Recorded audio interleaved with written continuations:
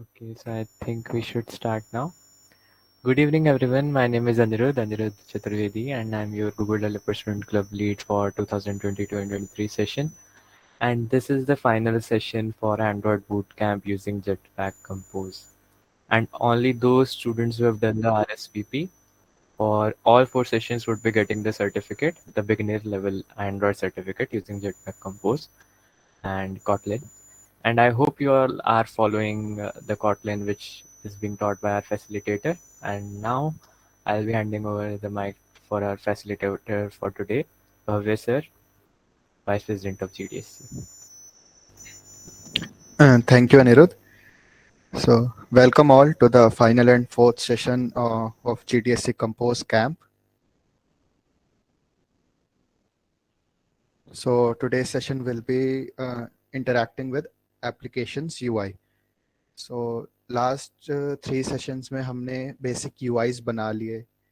मतलब basically हमने screen पे display करा दी चीज़ें, like images हो गए या टेक्स्ट हो गया, हमने डिस्प्ले करा दी. बट अगर हमको यूज़र को इंटरेक्ट करना है एप्लीकेशन से, फॉर एग्जांपल मेरे को कोई बटन क्लिक करना है तो बटन क्लिक करने पे कुछ होगा, एंड मेरे को कुछ टेक्स्ट इनपुट लेना है और या मुझे कुछ स्क्रॉल करना है. सो वो आज हम देखेंगे कि हम अपनी एप्लीकेशन को इंटरेक्टिव कैसे बनाएं. उससे पहले कल के सेशन में लाइक जो मैंने बताया था, हमने कुछ ऐप्स बनाए थे. उसमें हमने एक ग्रिड ऐप बनाया था एंड हमने वो एक टास्क मैनेजर टाइप ऐप बनाया था. तो उससे रिलेटेड मैं अगर कुछ क्वेश्चंस पुटअप करूं आप लोगों को, तो लाइक मैंने एक वेट प्रॉपर्टी बताई थी आप लोगों को. सो कोई एक लाइन में अगर उसे एक्सप्लेन करना चाहता हूँ कि वेट प्रॉपर्टी में क्या किस लिए यूज की थी हमने, अगर कल किसी को याद हो तो.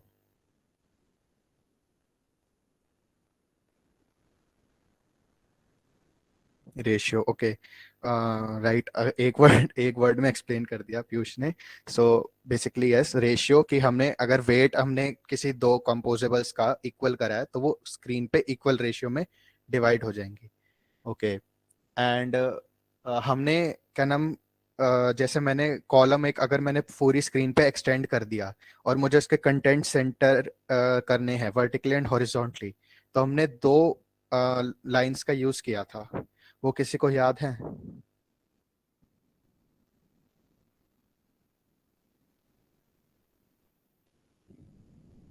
मैंने दो प्रॉपर्टीज यूज की थी. नहीं, no. Horizontal alignment, yes. And मैंने vertical arrangement, horizontal alignment and vertical arrangement ये यूज किया था मैंने, हॉरिजॉन्टली एंड वर्टिकली सेंटर करने को अपने कंटेंट को एक किसी कॉलम में. एंड और कोई क्वेश्चन? ओके. अगर मेरे को टेक्स्ट को बोल्ड करना है तो मैंने क्या यूज किया था टेक्स्ट को अपने बोल्ड करने के लिए?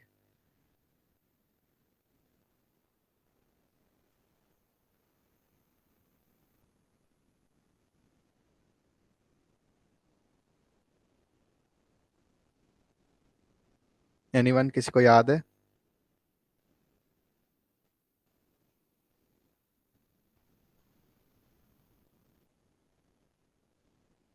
ओके, आई गेस याद नहीं.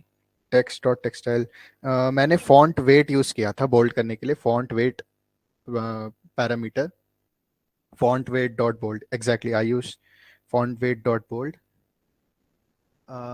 ओके. सो ये बेसिक हमने कल सेशन में देखा था. नाउ आज हम देखेंगे, हम एक डाइस ऐप बनाएंगे बेसिकली. इसमें क्या होगा, हम पहले तो देखेंगे कि एक बटन कैसे ऐड करें हम. एंड हमारे इस ऐप का ऑब्जेक्टिव क्या रहेगा, जैसे ही मैंने एक बटन दबाया तो रैंडमली इस डाइस में एक नंबर शो हो जाएगा. फॉर एग्जांपल अभी 1 ऐसे शो हो रहा है, 1 2 3 ये इमेज शो हो रही है. तो मैं कोई और जैसे ही मैंने बटन दबाया तो कोई और डाइस का नंबर शो हो जाएगा मुझे. तो यहाँ पे मैंने इमेजेस का लिंक प्रोवाइड कर रखा है. पीपीटी मैं आपको शेयर कर दूंगा लर्नर्स ग्रुप में, एंड आज का कोड रेपो भी शेयर कर दूंगा. सो मैं एक बार डाउनलोड कर लेता हूँ ये इमेजेस.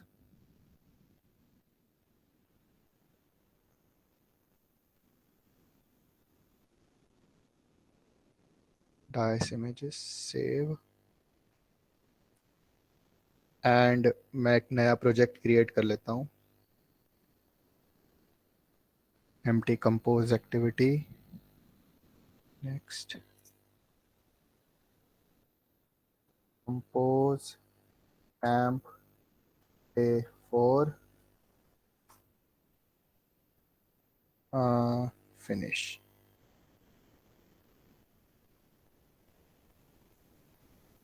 मैं इसको एक्सट्रैक्ट कर लेता हूँ।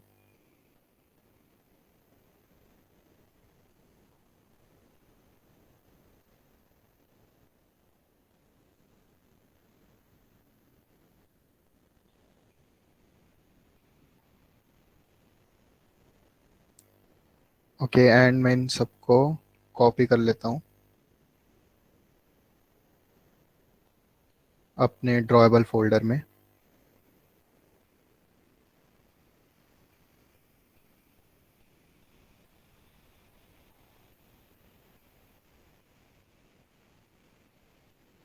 सो मेरी 6 इमेजेस आ गई हैं। ये हमारे XML फॉर्मेट में है, ये हमारे PNG फॉर्मेट में नहीं है या JPG में नहीं है। बेसिकली XML भी जैसे हम नेटिव, अगर हम एंड्रॉयड एप्लीकेशन देखें हमारी, जैसे जावा के थ्रू हम एंड्रॉयड एप्लीकेशन बनाते हैं, तो हम उसमें XML का यूज़ करते हैं। हम जैसे अभी क्या कर रहे हैं, हम जेटपैक कंपोज का यूज़ कर रहे हैं UI बनाने के लिए। हम उसमें XML का यूज़ करते हैं UI बनाने के लिए, एंड हम जावा में कोड लिखते हैं या कोटलिन में कोड लिखते हैं उसको वर्क कराने के लिए। तो बेसिकली यही है कि इसमें हमने XML में एक इमेज डिज़ाइन कर रखी है। अ, हमने नहीं, मतलब जिसने भी प्रोवाइड की है। सो हम इनका यूज़ करेंगे। ओके, एंड पहले मैं एक बेसिक UI ये वाला क्रिएट कर लेता हूँ। तो यहाँ पे, सॉरी, इसको मैं क्लोज कर लेता हूँ। ओके, सो यहाँ पे सबसे पहले मैं थोड़े चेंजेस कर लेता हूँ कोड में। ये मैं डिलीट कर देता हूँ। यहाँ पे मैं एक नया कंपोजेबल क्रिएट कर देता हूँ, composable fun dice app, and इधर मैं अपना डिफ़ॉल्ट प्रीव्यू कॉल कर देता हूँ, एंड इधर मैं डाइस ऐप कॉल कर देता हूँ। सो हमें जैसे ये बनाना है, तो इसमें एक के ऊपर एक स्टैक है इमेजेस, तो मैं कॉलम कंपोजेबल का यूज़ करूँगा, कॉलम। एंड सेंटर करने के लिए मैं वही दो प्रॉपर्टीज यूज़ करूँगा। सबसे पहले तो मैं modifier dot fill max size, then horizontal alignment centre horizontally, and vertical arrangement dot centre. Now मैं एक इमेज ऐड करूंगा इसमें, इमेज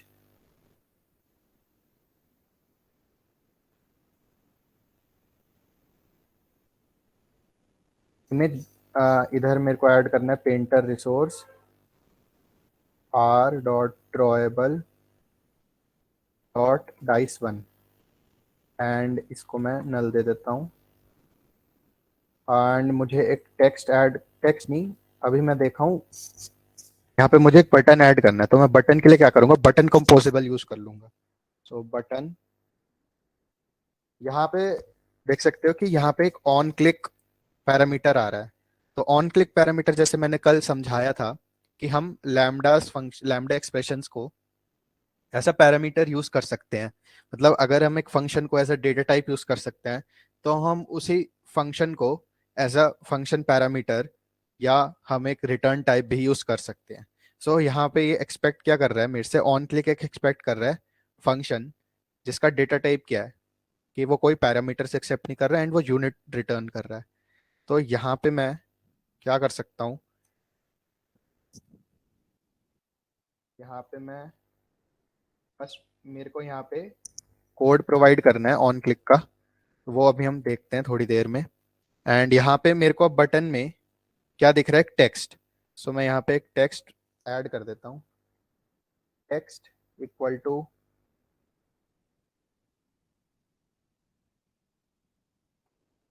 रोल एंड इसको मैं बोल्ड कर देता हूँ, फॉन्ट वेट डॉट बोल्ड। एक बार अभी हम इसे प्रीव्यू कर लेते हैं।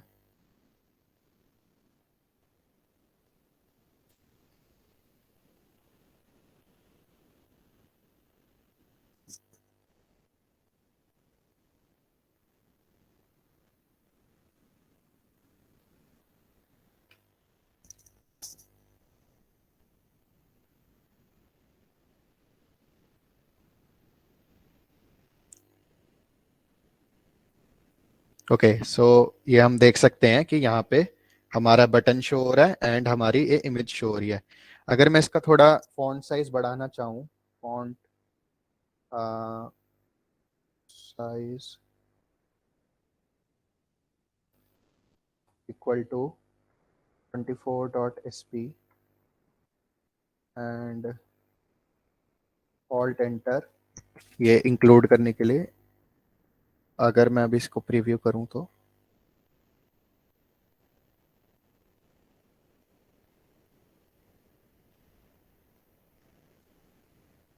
सो ये हमारा बटन क्रिएट हो चुका है।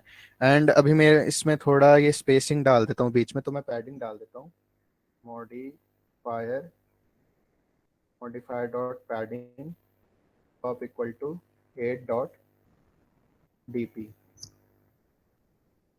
और यहाँ पे मेरे को इसको इंक्लूड करना पड़ेगा, ऑल्ट एंटर। ओके, सो ये हमारा भी यूआई हमारा क्रिएट हो चुका है। अब मैं क्या चाहता हूँ कि इसको जब मैं इस बटन को क्लिक करूँ तो क्या हो, इमेज कोई भी चेंज हो जाए, है ना। तो मैं क्या करता हूँ, पहले तो एक वेरिएबल बना लेता हूँ, और यहाँ पे मैं इसको रख देता हूँ डाइस नम को मैं इनिशियलाइज कर देता हूँ 1। अभी इनिशियली मेरा डाइस नम 1 है। एंड यहाँ पे मैं ऑन क्लिक में क्या करता हूँ, ऑन क्लिक मेरा क्या कर रहा है, ऑन क्लिक जैसे ही मैंने रोल पे क्लिक किया तो डाइस नंबर को मेरा चेंज कर रहा है। तो मैं क्या करता हूँ, डाइस नम इक्वल टू, यहाँ पे मैं लिखता हूँ 1.6.random। सो बेसिकली क्या है, डॉट डॉट क्या कर रहा है, ये एक रेंज दे रहा है मेरे को, 1 डॉट डॉट ऑपरेटर है, और 1.6 मतलब कि 1 to 6। और जब मैं डॉट रैंडम कर रहा हूँ तो 1 to 6 के बीच में कोई एक रैंडम नंबर मेरे डाइस नंबर को असाइन हो जाएगा, है ना।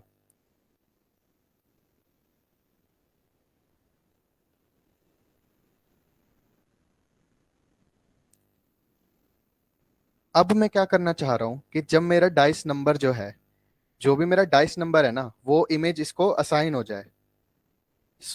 मैं यहाँ पे एक इमेज रिसोर्स मेरे को बनाना पड़ेगा, जैसे मैंने यहाँ पे किया ना। तो मेरे को एक इमेज रिसोर्स बनाना पड़ेगा, तो मैं एक वैर इमेज रिसोर्स इक्वल टू, अब मैं एक चीज कर रहा हूँ। अब मैं एक जैसे मैंने इफ एल्स किया था यूज, इफ एल्स एक कंडीशनल है ना, वैसे एक व्हेन भी होता है। तो मैं क्या लिखता हूँ, व्हेन, जैसे अगर जिसने भी सी या सी प्लस प्लस पढ़ी है तो उसमें स्विच होता है, वैसे ही इसमें होता है कॉटलिन में व्हेन। तो मैं व्हेन इसमें डालता हूँ, इसमें मैं क्या डालता हूँ, डाइस नम एंड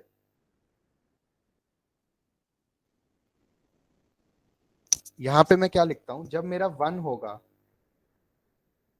तो इमेज रेस की वैल्यू क्या होगी, r.drawable.dice1।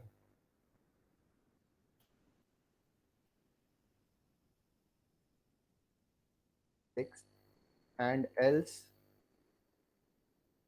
r.drawable, sorry, r.drawable. तो यहाँ पे मैं कर देता हूँ 2 3 4 5 6, यहाँ पे भी 2 3 4 5 6। तो बेसिकली अब मैं क्या कहना चाह रहा हूँ इससे, कि मैंने इसको इसको एज ए एक्सप्रेशन यूज किया। एंड मैंने क्या किया, image res equal to when dice num अगर 1 हुआ तो इमेज रेस की वैल्यू ये हो जाएगी, अगर डाइस नंबर 2 हुआ तो ये हो जाएगी, 3 हुआ ये हो जाएगी, 4 हुआ ये हो जाएगी, 5 हुआ ये हो जाएगी, 6 हुआ ये हो जाएगी, है ना। अगर इनमें से कुछ भी नहीं हुआ तो एल्स, मतलब ये एक कंडीशन एल्स चाहिए होती है इसको वेन को, कि अगर इनमें से कुछ नहीं हुआ तो क्या करना है। अभी मतलब हमारे कोड में ऐसा कुछ है नहीं कि जो ये 1 नहीं, मतलब 1 to 6 के बीच में नहीं होगा तो ये, बट इसको चाहिए होते तो मैंने ये लिख दिया ऐसे। और इधर मैं इसको हटा के यहाँ क्या डाल दूंगा, आई एम इमेज res। अगर मैं अभी एक बार प्रीव्यू करूं तो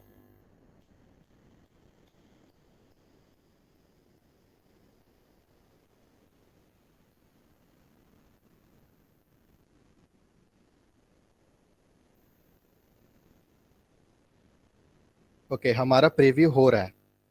ठीक है, एक सेकंड यहाँ पे अगर हम मैं नोटिस करूं, एक गलत चीज कर दी मैंने यहाँ पे ना टेक्स्ट में पैडिंग दे दी, मेरे को एक्चुअली बटन में देनी थी। तो मैं यहाँ इसको क्या करता हूँ, इसको हटा के इधर आता हूँ और यहाँ पे कॉमा लगा के लिखता हूँ।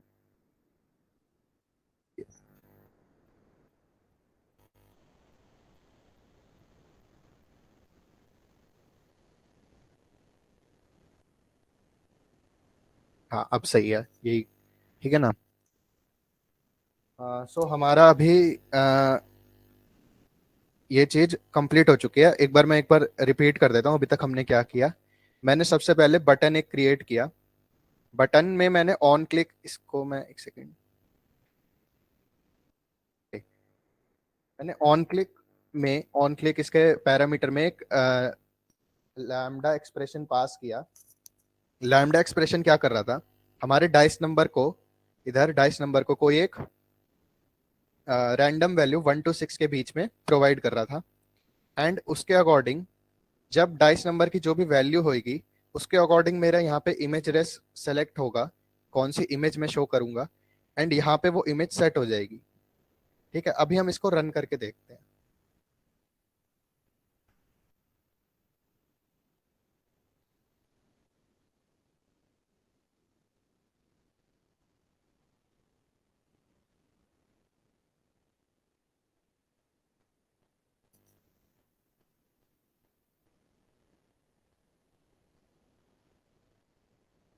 एक सेकेंड, एमुलेटर को स्टार्ट होने देते हैं।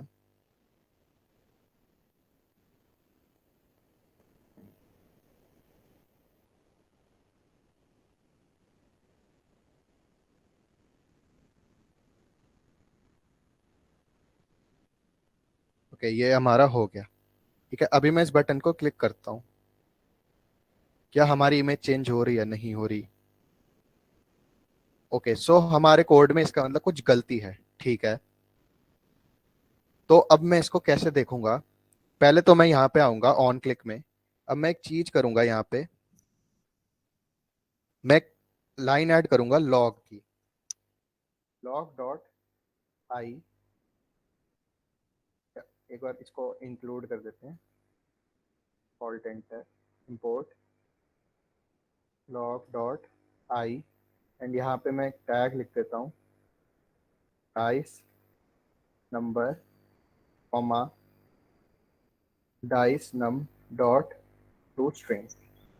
ठीक है, तो बेसिकली क्या है ये लॉग डॉट आई, इसके बारे में थोड़ा बता दूं। लॉग फंक्शन हमारा किस लिए यूज होता है, लॉग फंक्शन होता है जो मेरा लॉग कैट है ना, इसमें कुछ आउटपुट प्रिंट करने के लिए। ठीक है, और ये लॉग कैट बेसिकली क्या होता है, जो भी मेरी एप्लीकेशन में भी अभी मेरी एप्लीकेशन रन हो रही है ना, तो बेसिक लॉग्स मैसेजेस प्रोवाइड करता है, ताकि जैसे अगर इसमें कोई एरर आए तो एरर कहाँ हम देखेंगे। जैसे अगर हम कोड करते हैं कभी, तो हमारे जो टर्मिनल में या कहीं एरर दिखता है ना, तो वो इसमें लॉग कैट में दिखता है। एंड लॉग कैट में वेरियस कैटेगरीज होती हैं कि debug related logs, info related logs, warnings, error messages. तो बेसिकली ये चीजें होती हैं। तो मैंने info I log dot info में क्या किया, मैंने कह दिया कि जब ये बटन क्लिक होगा ना, तो लॉग कैट में एक मैसेज डिस्प्ले कर देना, लॉग डॉट आई कर देना, इस टैग के साथ, डाइस नंबर टैग के साथ, कि डाइस का नंबर क्या है। ठीक है, इसको एक बार हम प्रीव्यू करके रन कर लेते हैं।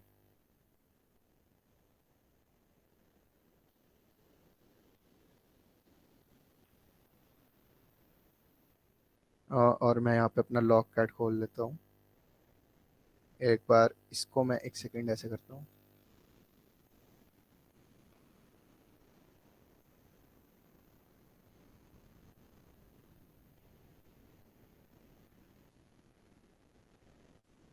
ठीक है, आई गेस ये विजिबल होगा। एंड मैं इसको एक बार बटन पे क्लिक करता हूँ, तो डाइस का नंबर यहाँ आप देख सकते हैं, यहाँ क्या आ रहा है 6। मैं एक बार वापस से क्लिक करता हूँ, अभी क्या आ रहा है 2, 1, 4, 2। तो मेरा रैंडम नंबर जनरेट हो रहा है, मतलब जब मैं डाइस नंबर को प्रिंट कर रहा हूँ तो डाइस नंबर मेरी वेरिएबल है। तो फिर क्या एरर हो सकता है?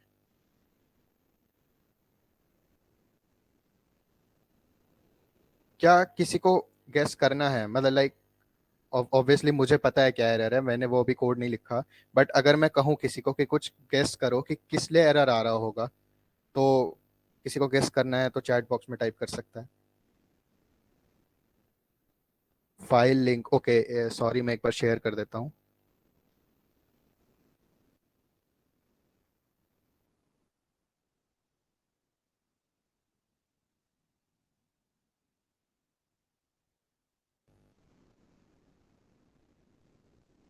इमेज चेंज कोड नहीं, इमेज चेंज कोड सही है। इमेज लिंक नहीं हो रही होगी, नहीं ये ऐसा कोई एरर नहीं है। ओके, हर्ष एंड वैभव ने गेस किया थोड़ा, थैंक यू फॉर गेसिंग। बट इसमें मैं बता देता हूँ क्या दिक्कत हो रही है। बेसिकली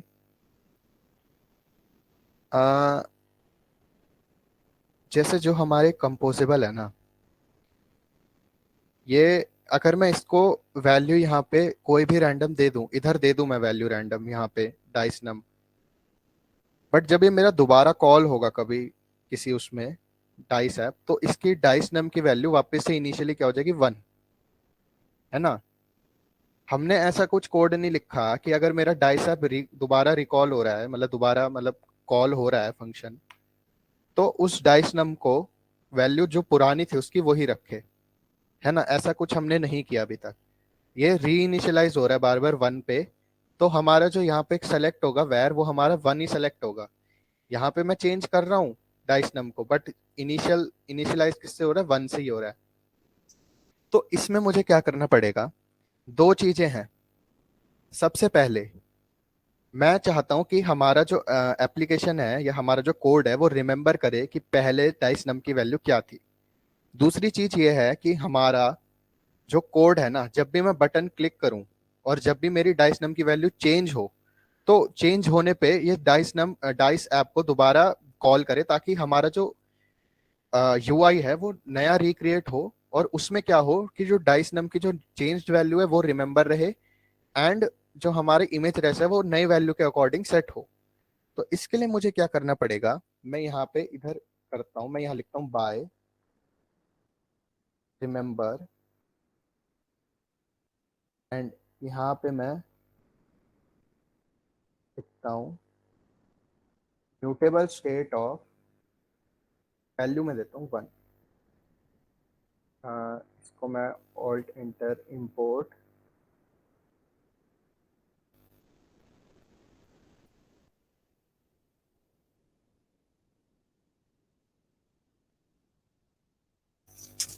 एक सेकेंड सॉरी,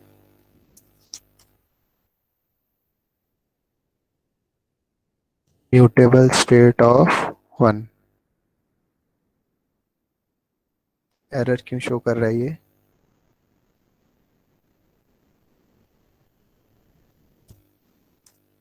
ओके सो मैंने कुछ शायद इंपोर्ट, ओके हाँ इंपोर्ट्स नहीं किए थे मैंने, हाँ। तो ये हमारा है कोड। तो बेसिकली अब मैं इसको कोड को समझाता हूँ मैंने क्या किया। मैं एक बार थोड़ा जूम कर देता हूँ इसे। इसमें क्या हो रहा है, जैसे मैंने यहाँ लिखा बाय रिमेंबर। बाय रिमेंबर हमारा क्या कर रहा है कि इस जो वेरिएबल है ना, इसकी वैल्यू को रिमेंबर कर लेगा कि जब दोबारा कॉल होएगी ना, तो इस डाइस नंबर की वैल्यू को रिमेंबर कर लेगा कि क्या थी। And mutable state of basically क्या कर रहा है हमारा, हम इससे कहना चाह रहे हैं कि जो हमारा डाइस नंबर है ना, ये म्यूटेबल है, मतलब ये चेंज हो रहा है। और जैसे ही ये चेंज होगा ना, तो हमारे डाइस ऐप को दोबारा कॉल कर दो। मतलब कि जैसे ही अगर मैंने डाइस नंबर की वैल्यू चेंज की, तो हमारा ये जो कंपोजेबल है, ये वापस से कॉल होगा, दोबारा सारा कोड रन होगा, एंड इसके अकॉर्डिंग जैसे हमने रिमेंबर यहाँ डाल दिया, तो मतलब हमारी डाइस नंबर की वैल्यू रिमेंबर हो जाएगी, एंड उस नए डाइस नंबर के अकॉर्डिंग जो भी इमेज आएगी वो सेट हो जाएगी। ठीक है, तो अभी मैं इसको रन करता हूँ,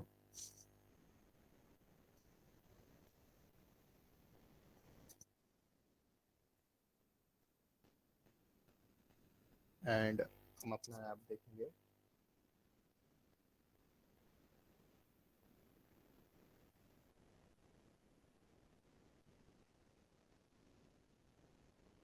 अब मैं इसको क्लिक करता हूँ, अब देखो मेरी ये जो है चेंज हो रही है।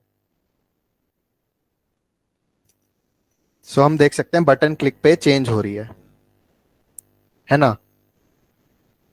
तो यहाँ तक किसी को कोई डाउट, किसी को कुछ समझ नहीं आया तो बता दो। हमने कैसे क्या रिमेंबर म्यूटेबल स्टेट, ये समझ में आ गई चीजें, उसमें एरर क्या आ रहा था।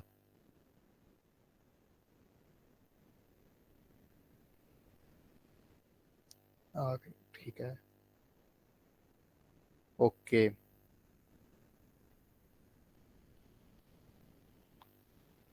स्टैटिक, हम अभी ना इसमें कोटलिन की बात नहीं कर रहे, अभी हम इसमें जेटपैक कंपोज की बात कर रहे हैं। ठीक है, इसमें चीज क्या है कि जेटपैक कंपोज की चीजें हैं, ये mutable remember mutable state of. तो अभी यहाँ पे हम यूआई स्पेसिफिक बात कर रहे हैं इसमें।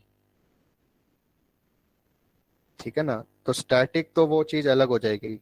और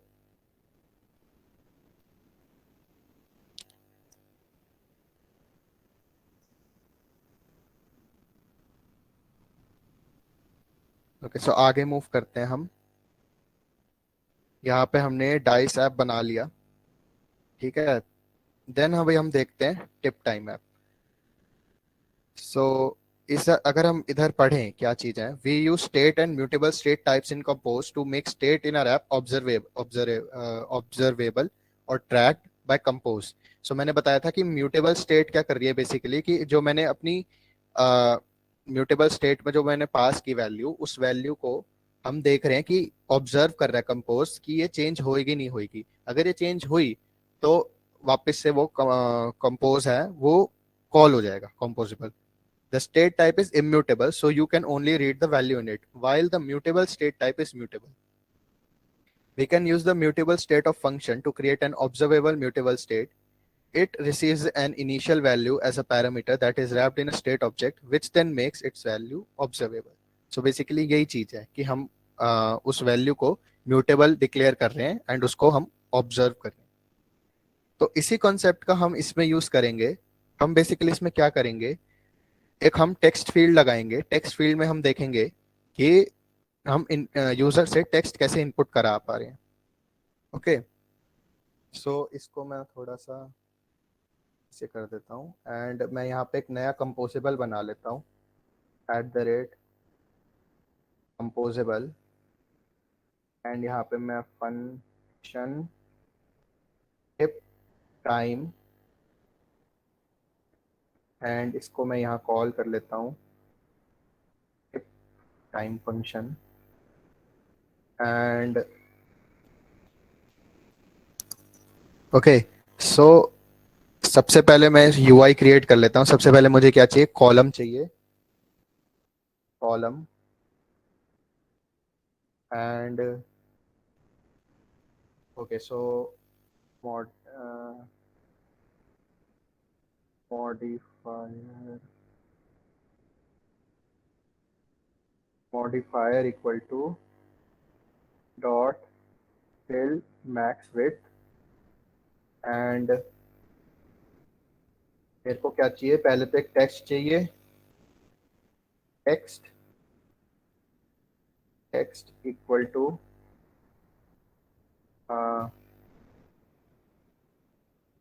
कैलकुलेट।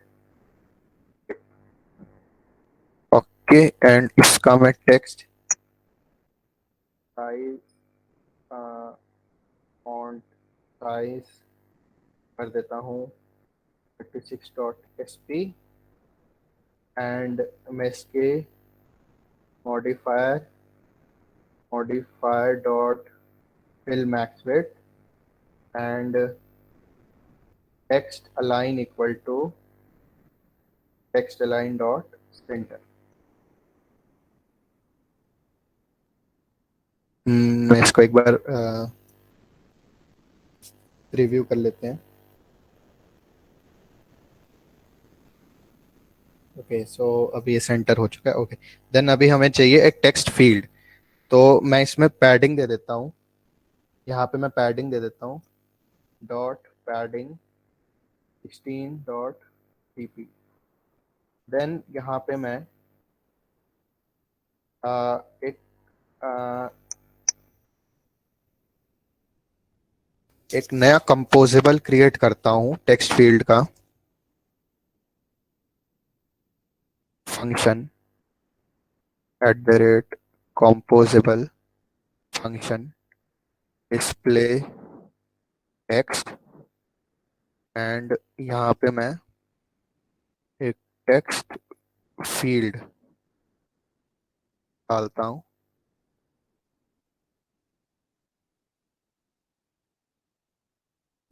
तो यहाँ पे मैं देख सकता हूँ कि हमारे पास दो पैरामीटर्स हमें मैंडेटरी हैं. जैसे इमेज में हमारा पेंटर होता है एंड वो डिस्क्रिप्शन होता है, वैसे ही टेक्स्ट फील्ड में मेरे को दो चीजें हैं. वैल्यू, कि इसकी वैल्यू क्या होगी, एंड ऑन वैल्यू चेंज, कि अगर कुछ भी इनपुट सर्विस, फॉर एग्जांपल अगर मैं कीबोर्ड पे कुछ टाइप कर रहा हूँ तो वैल्यू चेंज हो रही है तो उससे क्या होगा वो.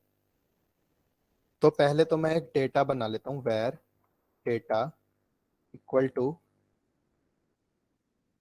एंड इधर मैं वैल्यू को दे देता हूँ डेटा. एंड इधर मैं क्या करता हूँ, बेसिकली ऑन वैल्यू चेंज को अगर मैं देखूं तो ऑन वैल्यू चेंज क्या है, एक क्या एक्सपेक्ट कर रहे हैं, एक फंक्शन एक्सपेक्ट कर रहा है जिसमें एक पैरामीटर हो स्ट्रिंग एंड क्या हो वो रिटर्न टाइप हो उसका यूनिट, है ना. तो इसमें क्या होगा, पहले तो मेरे को एक पैरामीटर डिफाइन करेगा स्ट्रिंग टाइप का, तो मैं उसको क्या कर देता हूँ str, एंड मैं एक एरो लगा के लिख देता हूँ डेटा इक्वल टू str. तो बेसिकली क्या है ऑन वैल्यू चेंज, अगर मैं देखूं ऑन वैल्यू चेंज क्या है, the call back that is triggered when the input service updates the text and updated text comes as a parameter of the call back. तो basically क्या है, जैसे ही मैंने टेक्स्ट मतलब चेंज किया, मैंने टाइप किया कुछ, तो जो नई वैल्यू है ना, वो नई वैल्यू क्या होगी, इस फंक्शन में एज अ पैरामीटर आएगी. तो ऐसा पैरामीटर आई तो वो str होगा पैरामीटर. जैसे मैंने कल लैम्डा एक्सप्रेशन में समझाया था, पहले मैं नेम लिख देता हूँ, देन एरो ऑपरेटर लगाता हूँ, देन मैं यहाँ पे फंक्शन लिखता हूँ, तो वो पैरामीटर str में आ जाएगा. और अब मुझे उस टेक्स्ट फील्ड की वैल्यू अपडेट करनी है, तो डेटा को मैंने str के बराबर किया. ठीक है. तो और अभी मैं यहाँ पे कॉल कर देता हूँ टेक्स्ट, सॉरी, डिस्प्ले टेक्स्ट को. तो अगर यहाँ मैं कॉल करूंगा और अगर मैं अभी यहाँ प्रीव्यू कर लूँ,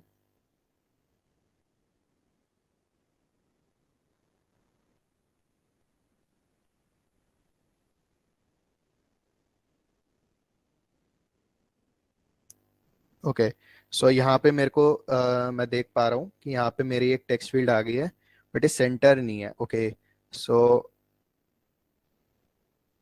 इसमें भी मॉडिफायर है, तो मैं इसमें क्या करता हूँ, modifier equal to modifier dot fill max width dot padding padding and क्या इसमें अलाइन करने का कुछ है,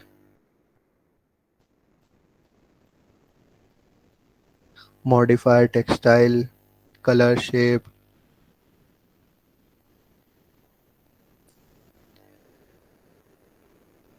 नहीं है. ओके, सो मैं क्या करता हूँ, अगर मैं एक बार इसको करूँ,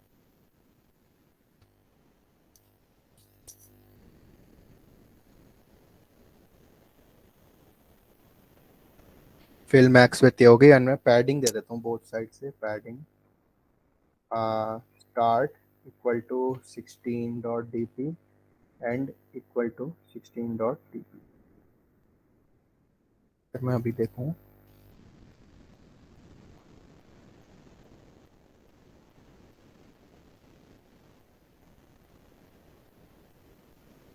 ओके अब सही लग रहा है ना? ठीक है, सो अब इसको एक बार ना पूरे में विजुअलाइज कर लेते हैं। मैं क्या करता हूँ, इस कॉलम को मैं मैक्स साइज कर देता हूँ। ठीक है ना? अब एक बार पूरे में देख लेते हैं कैसे विजिबल है। ओके, सो ऐसे हमारे को विजिबल रहेगा। इसको एक बार रन कर लेते हैं।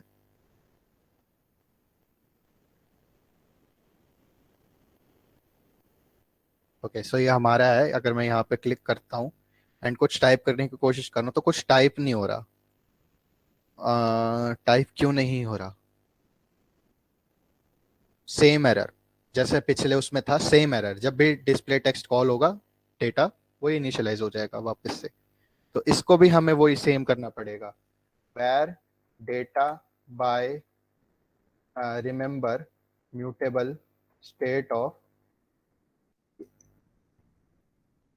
refresh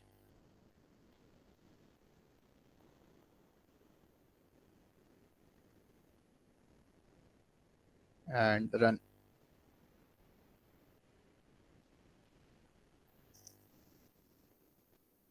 ओके, अभी अगर मैं इसको देखूं तो यहाँ पे टाइप हो रहा है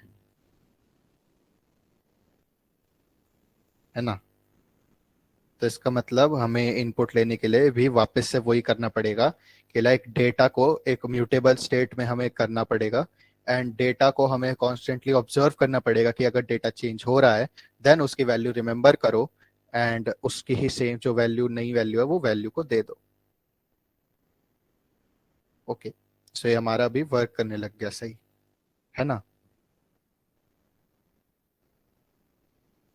अभी मैं देखता हूँ इसमें कि यहाँ पे मैं एक टिप टाइम, मतलब बेसिकली एक टिप कैलकुलेटर बना रहा हूँ कि अगर मैं कुछ यहाँ पे वैल्यू डालूं तो उसकी tip calculate, for example 20% tip, 30% tip, 15% tip, उसके अकॉर्डिंग आ जाए।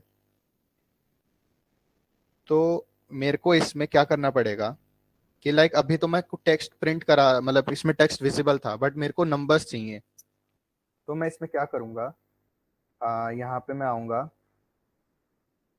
Keyboard options, keyboard options, keyboard actions dot dot second,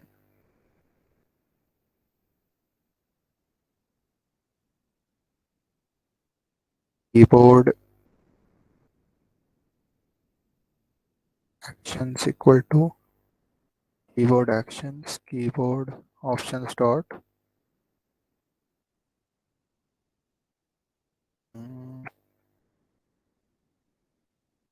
मेरे को याद नहीं आ रहा कैसे कर रहे थे हम।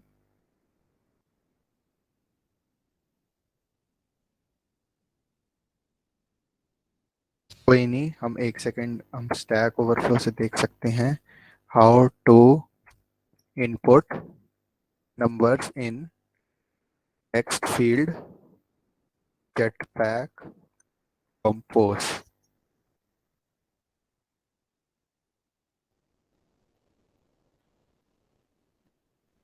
ओके, सो यहाँ पे हम ये है keyboard options equal to keyboard options, keyboard type equal to keyboard type dot number. तो ये लाइन हम कॉपी कर सकते हैं एंड यहाँ पे मैं पेस्ट कर सकता हूँ।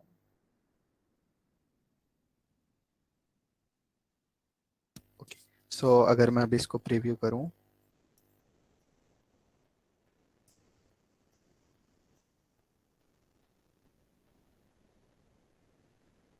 एंड रन करूँ,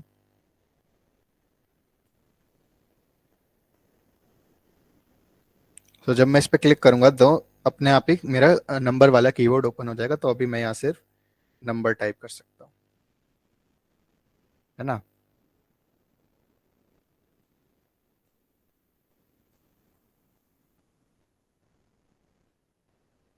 सो अब ये टास्क आप लोगों के लिए रहेगा यहाँ पे हमें क्या डिस्प्ले कराना है, टिप अमाउंट।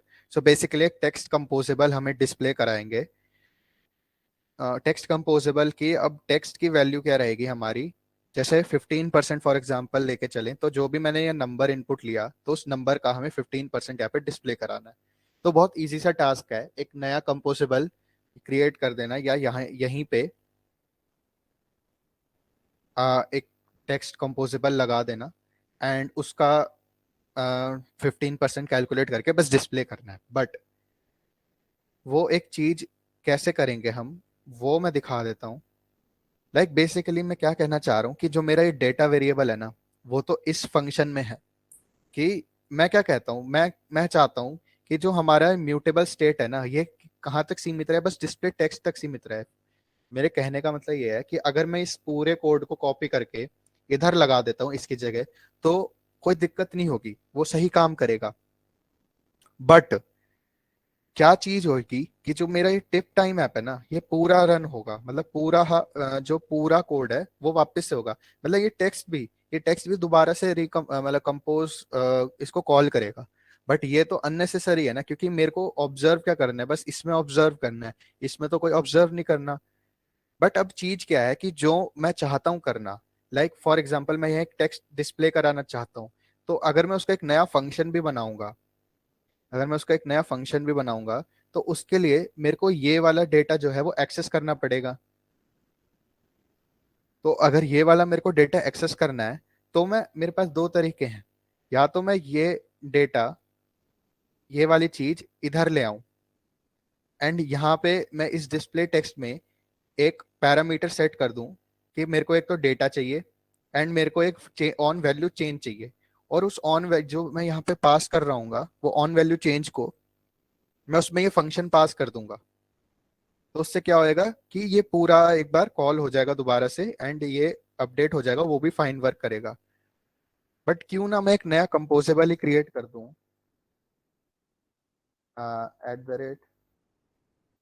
@कंपोजेबल फंक्शन, क्योंकि मेरा एक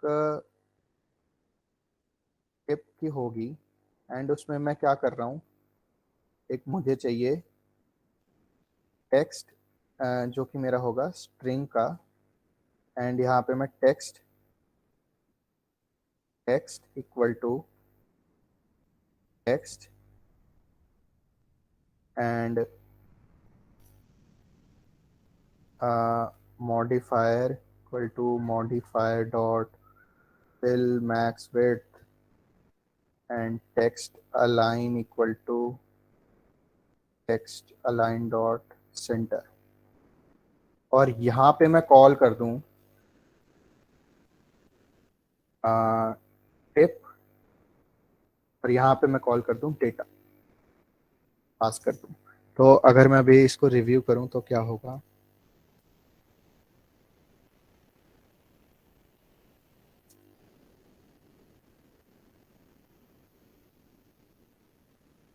ओ सॉरी, यहाँ पे अब मुझे को इन दोनों को एक कंपोजेबल में अटैच करना पड़ेगा।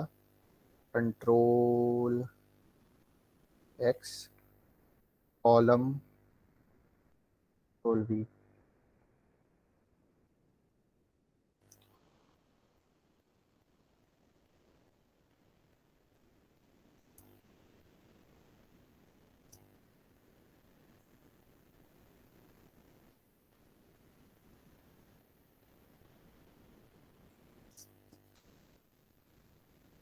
कुछ डिस्प्ले नहीं हो रहा इसमें, ऐसा क्यों हो रहा है।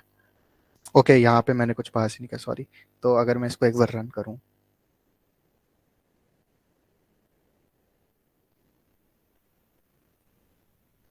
अगर मैं यहाँ पे कुछ डालूं, ओके सो यहाँ पे डिस्प्ले होने लगा।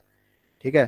तो ऑब्वियसली अब मुझे क्या बेसिकली क्या करना है, यहाँ पे मैं ऐसा करता हूँ, इसको मैं लिख देता हूँ your if is equal to operator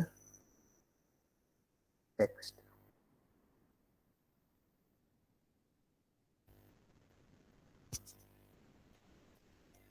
हाँ यहाँ पे आ गया। तो बेसिकली मुझे टेक्स्ट की बजाय एक यहाँ पे आप वेरिएबल क्रिएट कर लेना एक, एंड उसके अकॉर्डिंग जो भी आपका ये इनपुट आ रहा है इसका का मतलब फॉर एग्जांपल 100 आ रहा है तो इसका 15% 15, तो उसको कैलकुलेट करके यहाँ पे प्रिंट कराना है। तो बेसिकली आपको इसका देखना पड़ेगा कि स्ट्रिंग को इंटीजर में कैसे करना है, एंड देन उसको कैलकुलेट करके वापस आप लोग या तो इंटीजर में ही रख सकते हैं उसे, या टेक्स्ट में कन्वर्ट करके वापस इसको प्रिंट कर सकते हैं। ठीक है, तो ये टास्क आप लोगों के लिए रहेगा। बेसिक ऐप तो हमने पूरा बना ही लिया है। ठीक है, तो इसमें किसी को कोई डाउट यहाँ तक?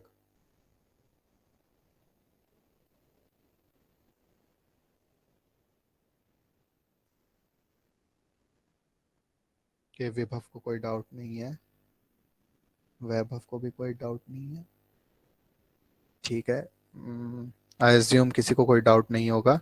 हमने बेसिकली वही जो इसमें कंसेप्ट हमने यूज किया था सेम इसी में यूज किया है, डिफरेंट कॉन्सेप्ट नहीं है कोई। एंड हमने इसमें टेक्स्ट फील्ड कंपोजेबल भी देख लिया। अब हम देखते हैं कोई स्क्रोलेबल लिस्ट। बेसिकली क्या है कि अगर मेरे को बहुत सारे मेरे पास कंटेंट्स हैं, तो वो एक स्क्रीन में तो फिट आ नहीं सकते, उनको स्क्रोल भी हम कैसे करें उसमें हम देखेंगे कैसे करना है। इसमें हम क्या देखेंगे, एक तो डेटा क्लास के बारे में देखेंगे। क्लासेस हमने कल देखी थी, डेटा उसी का ही एक छोटा सा पार्ट होगा, छोटा सा कंसेप्ट होता है, वो मैं एक बार बता दूंगा आपको। फिर हम एक नया पैकेज क्रिएट करेंगे मॉडल क्लास का। बेसिकली मॉडल मैं समझाता हूँ क्या चीज कहना चाह रहा हूँ मैं। इसमें हम कार्ड व्यू देखेंगे, एंड इसमें हम लेजी कॉलम देखेंगे। अभी तक हम कॉलम्स में वर्क करते आ रहे थे, अभी हम लेजी कॉलम्स देखेंगे। ठीक है, सो ये मैं आपको इमेजेस का लिंक प्रोवाइड कर देता हूँ, एक सेकेंड।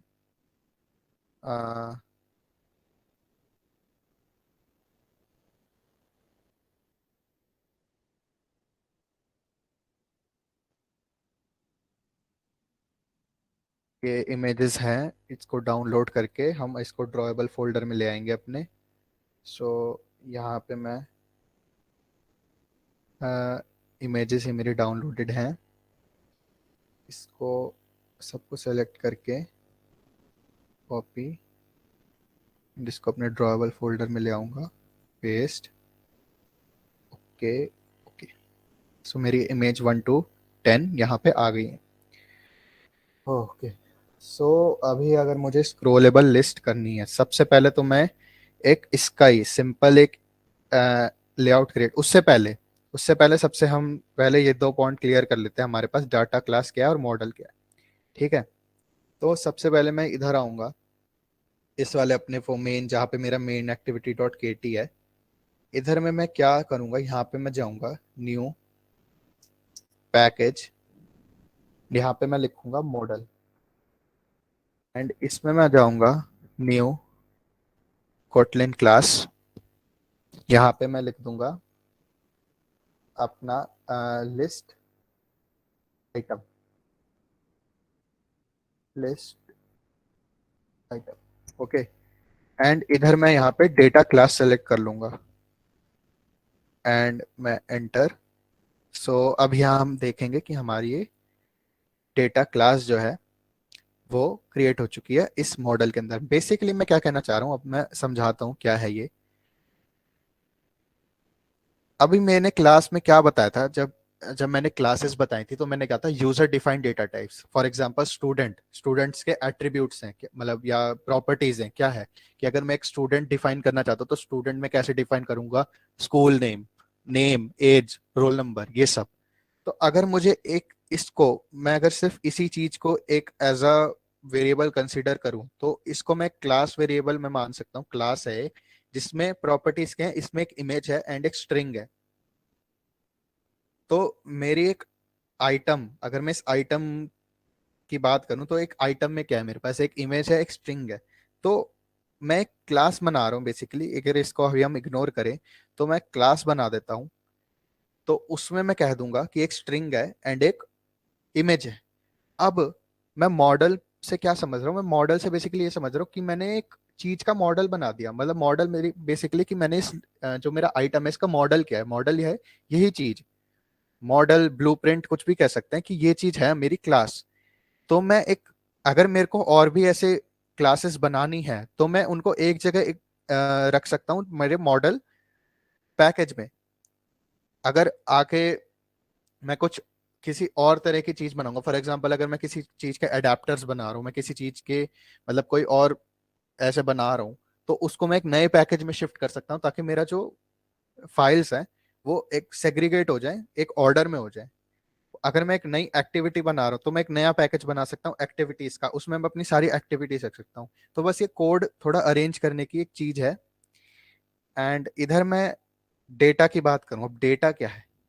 अगर मैं सिंपल क्लास में यूज करता हूँ तो क्लास में क्या मैंने बताया था कि प्रॉपर्टीज एंड मेथड्स दोनों चीजें हो सकती हैं, प्रॉपर्टीज एंड मेथड फंक्शंस। तो डेटा क्लास में क्या है, मैं अगर सिर्फ प्रॉपर्टीज करना चाहता हूँ ना, सिर्फ प्रॉपर्टीज की बात करता हूँ कि मेरे क्लास में प्रॉपर्टीज है, तो मैं डेटा क्लास का यूज कर सकता हूँ। और डेटा क्लास का एडवांटेज क्या होता है कि हमारी कुछ चीजें ना पहले से ही डिफाइन करके दे देती हैं। फॉर एग्जाम्पल ऑन इक्वल एक मेथड हमें डिफाइन करके दे देती है पहले से ही, या टू स्ट्रिंग मेथड हमें पहले से डिफाइन करके दे देती है कि जो मेरी लिस्ट आइटम की मैं कोई ऑब्जेक्ट बनाऊंगा और डॉट टू स्ट्रिंग कर दूंगा ना, तो उसमें जो भी प्रॉपर्टीज है ना वो एक स्ट्रिंग वाइज ऐसे डिस्प्ले हो जाएंगी। तो इसके बारे में आप नेट पे अगर आप देखेंगे डेटा क्लास कोटलिन, तो उसके बारे में और डिटेल में पढ़ सकते हैं। तो बेसिकली यही चीज है कि हमें डेटा क्लास का एडवांटेज क्या है कि हम सिर्फ बात करते हैं प्रॉपर्टीज की या वेरिएबल्स की।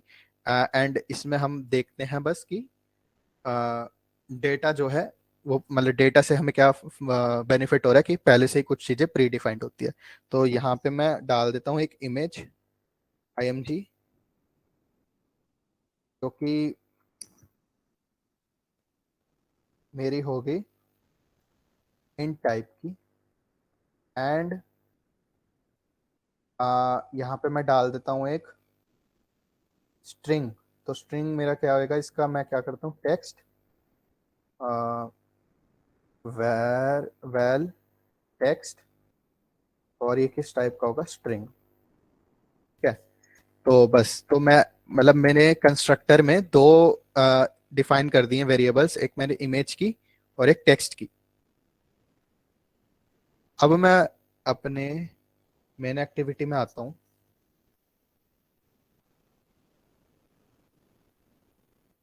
एक नया कंपोजेबल बनाता हूँ, फन लोड, कंपोजेबल नहीं, एक सिंपल फंक्शन बनाता हूँ, fun load list item. And ये रिटर्न क्या करेंगे, एक लिस्ट रिटर्न करेंगे, किसकी, लिस्ट आइटम की, है ना। एंड मैं यहाँ लिख देता हूँ return list of, list of इसकी, sorry, list of list item की। एंड यहाँ पे मैं कर देता हूँ सबसे पहले लिस्ट आइटम। एंड मुझे क्या पास करना है, इमेज। तो मैं पहले R dot drawable dot image one comma string pass करनी है इमेज वन। ठीक है। ऐसे ही 2 3 4 5 6 7 8 9 10, मैं 10 लिस्ट आइटम यहाँ पे है मेरे पास, और इनको मैं चेंज कर देता हूँ 2 3 4 5 6 7 8 9 10। ओके, एक एक्स्ट्रा प्रिंट हो गया। एंड इधर कर देता हूँ मैं 2 3 4 5 6 7 8 9। तो जब मैं इसको कॉल करूंगा तो बेसिकली मेरे को एक लिस्ट रिटर्न हो जाएगी इन आइटम्स की, ठीक है ना, लिस्ट आइटम्स की। एंड अब मैं एक नया कंपोजेबल बनाता हूँ, @ कंपोजेबल, तो मैं नाम देता हूँ सिंगल लिस्ट आइटम। एंड मैं इधर क्या करता हूँ, एक पैरामीटर लेता हूँ आइटम, जिसका मैं नाम देता हूँ, जिसको मैं डेटा टाइप देता हूँ लिस्ट आइटम। एंड यहाँ पे अब मेरे को क्या क्रिएट करना है, एक ऐसा लेआउट क्रिएट करना है, ठीक है, जो जो रिपीट हो रहा हो बार बार। तो यहाँ पे मैं देख सकता हूँ कि ये ना एक 3D सा आपको कुछ दिख रहा होगा कि लाइक एलिवेटेड है थोड़ी ये चीज। तो एलिवेटेड चीज हम इसको, इसमें हम क्या यूज कर रहे हैं, कार्ड व्यू यूज कर रहे हैं, ठीक है। तो अगर मैं यहाँ पे देखूं कार्ड,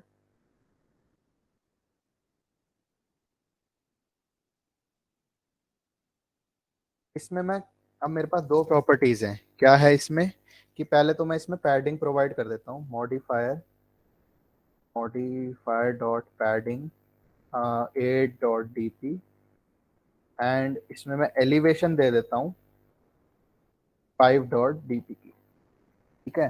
एंड यहाँ पे मैं एक इमेज ले लेता हूँ, इमेज नहीं, सबसे पहले मैं क्या लूँगा, एक कॉलम, एंड उसमें मैं लूँगा एक इमेज। एंड उसको अब पेंटर में क्या करना है, painter resource list item item dot image and content description null, ठीक है। अब मैं इसकी हाइट जो है ना वो सेट कर देता हूँ, modifier, modifier equal to modifier dot fill max width and dot height मैं लिख देता हूँ 190.dp। इसके बाद मैं टेक्स्ट, ये मेरे को वैल्यू होगी हमारे आइटम डॉट टेक्स्ट। एंड इसका फॉन्ट साइज होगा 1624.sp। एंड पैडिंग दे देता हूँ मैं इसे modifier, modifier dot padding top equal to 16.dp। और मैं बॉटम में भी दे देता हूँ, बॉटम 16.dp, ठीक है ना। अभी मैं इसमें इसको कॉल करता हूँ इधर, इफ टाइम, इधर मुझे क्या करना है, एक लिस्ट आइटम प्रोवाइड करना है ना, तो मैं ये प्रोवाइड कर देता हूँ।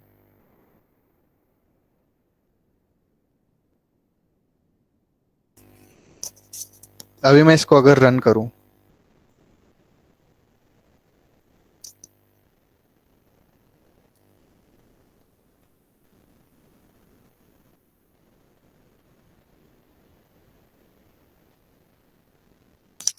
ओके, सो मैं यहाँ पे देख सकता हूँ कि एक मेरी इमेज शो हो रही है एंड मेरा टेक्स्ट भी शो हो रहा है। इसको मैं थोड़ी सी स्टार्ट में भी पैडिंग दे देता हूँ ताकि ये थोड़ा सही से विजिबल हो जाए। स्टार्ट में क्या, फिर मैं पूरे में ही इसको पैडिंग दे देता हूँ, ऑल ओवर मैं इसको 16.dp इसको पैडिंग दे देता हूँ।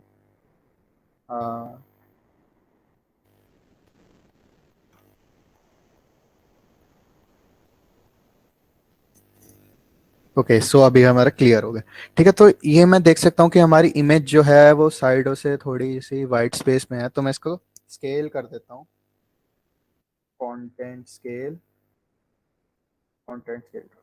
तो बेसिकली क्या है कि ये स्केल हो रही है मेरी इमेज, मतलब इनलार्ज हो जाएगी इमेज अपने बाउंड्स तक। एंड क्रॉप डॉट क्रॉप मतलब कि जितनी भी लाइक इनलार्ज हुई तो थोड़ी बाहर चली जाएगी ना इमेज, वो क्रॉप हो जाएगी,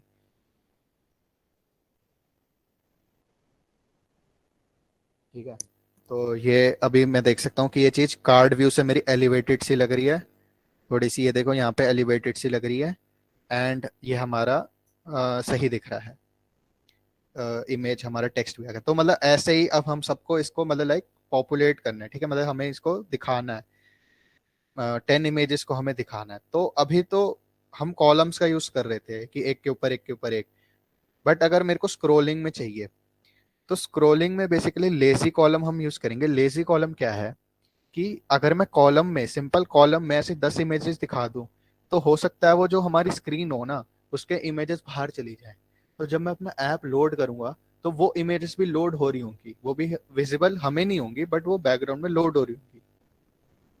तो लेजी कॉलम क्या करता है, जो भी हमारे पास स्क्रीन पे है ना अभी, बस उसी को ही लोड करता है।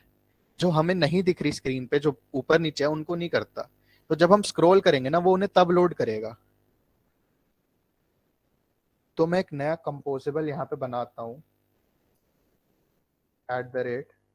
@composable function show list items. And सबसे पहले तो मैं where list equal to load, मैंने क्या नाम रखा था, load list items, load list items. And यहाँ पे मैं एक लेजी कॉलम,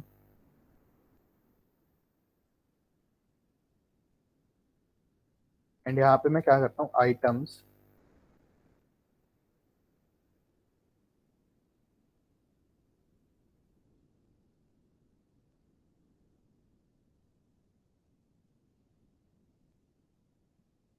लिस्ट।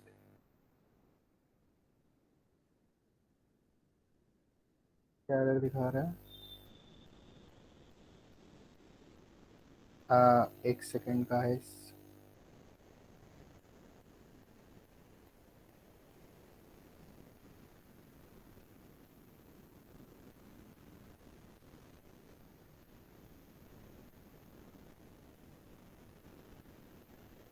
हम्म,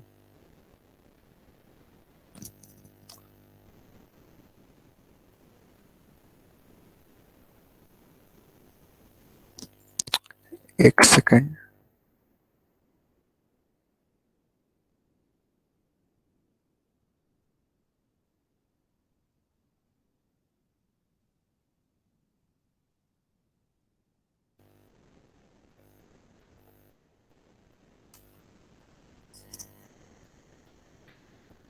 लेजी कॉलम में हम लिस्ट आइटम्स कैसे शो करते थे, एक सेकंड, हम एक बार इसको चेकआउट कर लेते हैं।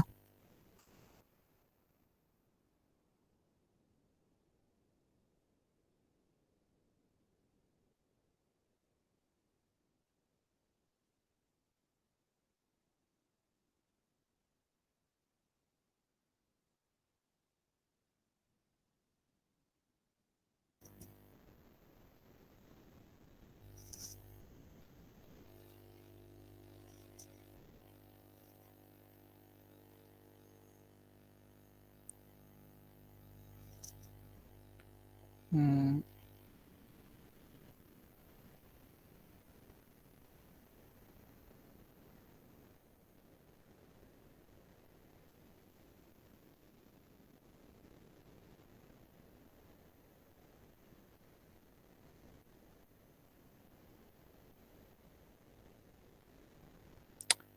गाइस सॉरी, मेरे को थोड़ा सा इश्यू हो रहा है याद करने में, मैं एक बार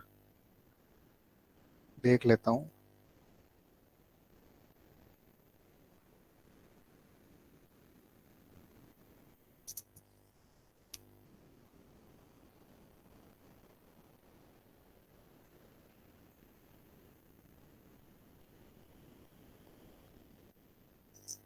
ओके, सो हम यही यूज कर रहे थे, आइटम्स। सो मैं क्या गलत कर रहा था फिर, ओके मैंने ब्रैकेट ही गलत लगाए थे, शिट।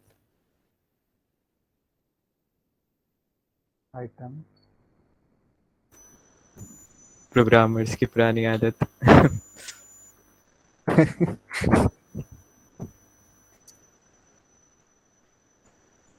अच्छा सर, ये डाउट है, यहाँ पर आपने 10 इमेजेस यूज़ करी है, हाँ बट अगर वैभव का डाउट है ये, अगर आप 100+ इमेजेस यूज़ कर रहे हैं तो वो तो मैन्युअली सिलेक्ट नहीं हो सकती, तो उस पर क्या लूप लगता है? हाँ, लूप लगा सकते हो। अगर 100+ इमेजेस हैं तो लाइक ऐसा हो सकता है कि आप उनके नाम ऐसे दे दो। फॉर एग्जांपल जैसे मैंने यहाँ पे मैनुअली सेलेक्ट नहीं हो सकती, ये सही इशू है। ओके सो इसमें क्या करना पड़ेगा हमको, देखते हैं। लाइक इसकी जो आईडी है, r.royable की आईडी है, ये एक नंबर है, इंटीजर है, क्योंकि हमने इंटीजर लिया है ना। तो उनकी आईडीज हमें एक बार देखनी पड़ेगी किस नंबर के अकॉर्डिंग। हम फॉर एग्जांपल अगर आ, वो क्या नाम प्लस प्लस प्लस हैं, तो उनको हम ऐसे एक नंबर में पास करके प्लस, देखो ये डाउट क्या है कि लाइक 100+ इमेजेस है ना, तो हम जनरली इतने बड़े डेटा सेट में ऐसे वर्क नहीं कर रहे कि लाइक हम अपने कंप्यूटर में 100+ इमेजेस स्टोर कर रहे हैं। तब हम वर्क कर रहे होंगे लाइक किसी डेटाबेस के साथ, कि हमारे डेटाबेस में स्टोर हैं इमेजेस, 100+ इमेजेस। तो उनमें हम जनरली जब भी स्टोर कर रहे होंगे किसी इमेज को, तो उस इमेज में हम उसका जो ये मतलब फॉर एग्जांपल इसका जो ये है, इसकी की है, उसके साथ स्टोर कर रहे होंगे इमेज को। तो लाइक अगर 100+ इमेजेस हैं तो मैं एक क्लास बना सकता हूँ जिसमें वो इमेज होगी एंड उसका टेक्स्ट जो होगा वो स्टोर होगा। तो हम जब इमेज स्टोर कर रहे होंगे कहीं पे, फॉर एग्जांपल मैं डेटाबेस में अगर स्टोर कर रहा हूँ, तो इसको टैग के साथ ऐसे स्टोर करूंगा ताकि मैं जब भी फेच कर रहा हूँ उसे, तो मेरे को उसका ये मिल जाए, की मिल जाए। डाउट अगर हो सके क्लियर हो कर दिया हूँ मैंने तो। मतलब बेसिकली हमें इंक्रीमेंट डालना होगा, क्योंकि मतलब डेटाबेस उस टाइम अवेलेबल होगा और ये हमारा बेसिक चल रहा है एप्लीकेशन, तो इसमें इतनी ज़रूरत नहीं पड़ी। एक बेसिक में अगर हम प्रैक्टिकली भी देखें, कौन ऐसा होगा कि जो 100 इमेजेस डाउनलोड करेगा। मतलब सही बात है, सही बात 100 इमेजेस कौन ही डाउनलोड, फिर उसको सारी को उसमें लाना। तो लोकली तो ये तो चीजें हम ऐसे वर्क नहीं करते ना। हम है। असली में क्या करते हैं, अगर हम इमेजेस को से हम वर्क कर रहे हैं के साथ, तो मैं फायर बेस में या कहीं भी डेटाबेस में क्रिएट करूंगा, वहां पे मैं स्टोर करूंगा। तो जो मैं नोड बनाऊंगा उसकी, उसमें मैं इमेज का जहाँ पे मैंने स्टोर किया उसका लिंक होगा। तो पहले तो मेरे को फिर उसको डाउनलोड करके अपने कैश में स्टोर करके रखनी पड़ेगी, देन मैं वहां पे वर्क करूंगा। ऐसे असली में ऐसी चीजें वर्क नहीं होती। अगर डिवाइस में करना है तो एक यही तरीका है कि लाइक आपको इसमें इमेजेस हैं तो उसकी आईडीज के थ्रू आपको उसको एक्सेस करना पड़ेगा। ओके सो आगे मूव करते हैं, कहाँ था मैं, हाँ। तो यहाँ पे मैंने क्या किया, यहाँ पे आइटम्स देन लिस्ट, इसमें मैंने एक पैरामीटर पास किया और मैं लैम्डा एक्सप्रेशन में क्या कर रहा हूँ, यहाँ पे मैंने एक इंडेक्स ले लिया, इंडेक्स। एंड इधर मैं क्या कर रहा हूँ,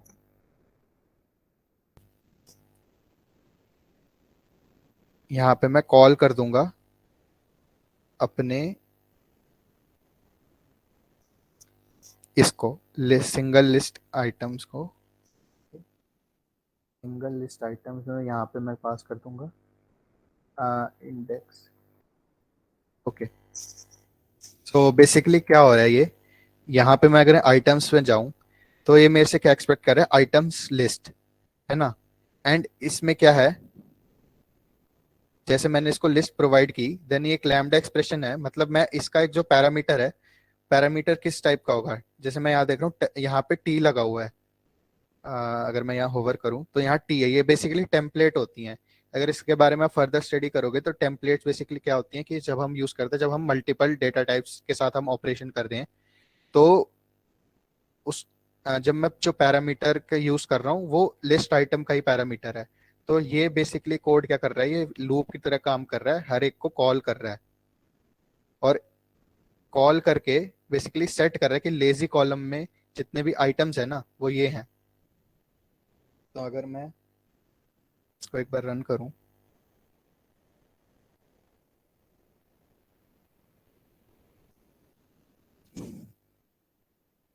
ओके सो एक सेकंड, यहाँ पे मैंने शायद मेरे को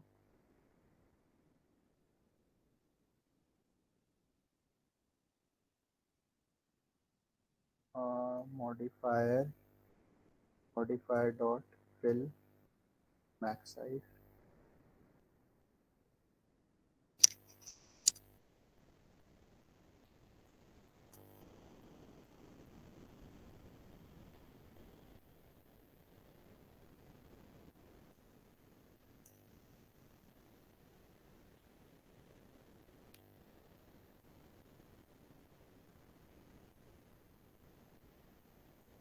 कहाँ इशू आ रहा है? कॉलम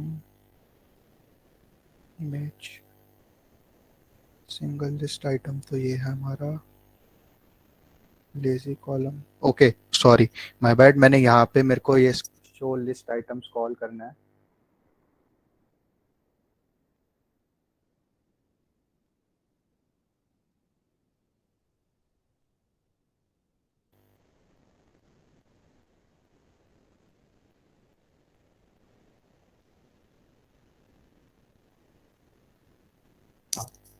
सो ये अभी हम देख सकते हैं कि यहाँ पे नीचे भी हमारा वो बाउंड्रीज आ रही हैं, एंड यहाँ पे हमारे मल्टीपल डिस्प्ले होगी। तो एक बार मैं इसको रन कर देता हूँ।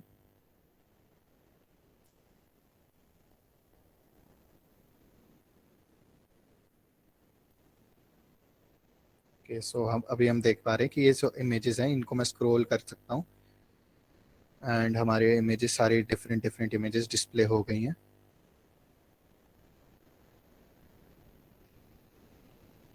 तो इसमें किसी को कोई doubt?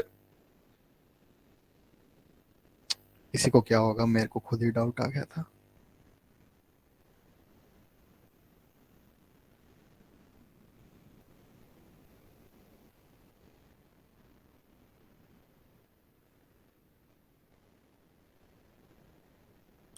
Okay, I guess doubt नहीं है किसी को। सो इसको मैं क्लोज कर देता हूँ, एंड वापस से हम इधर आ जाते हैं अपनी पीपीटी में।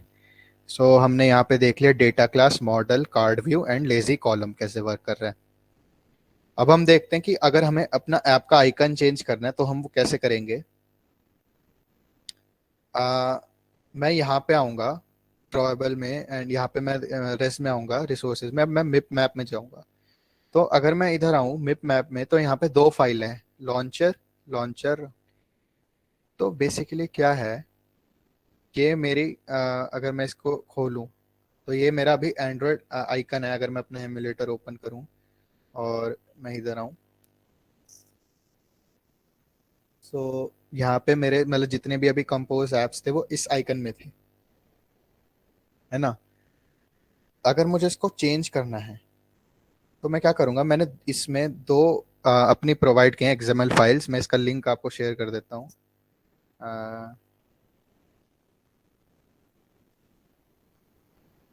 Raw control C, control P and सी।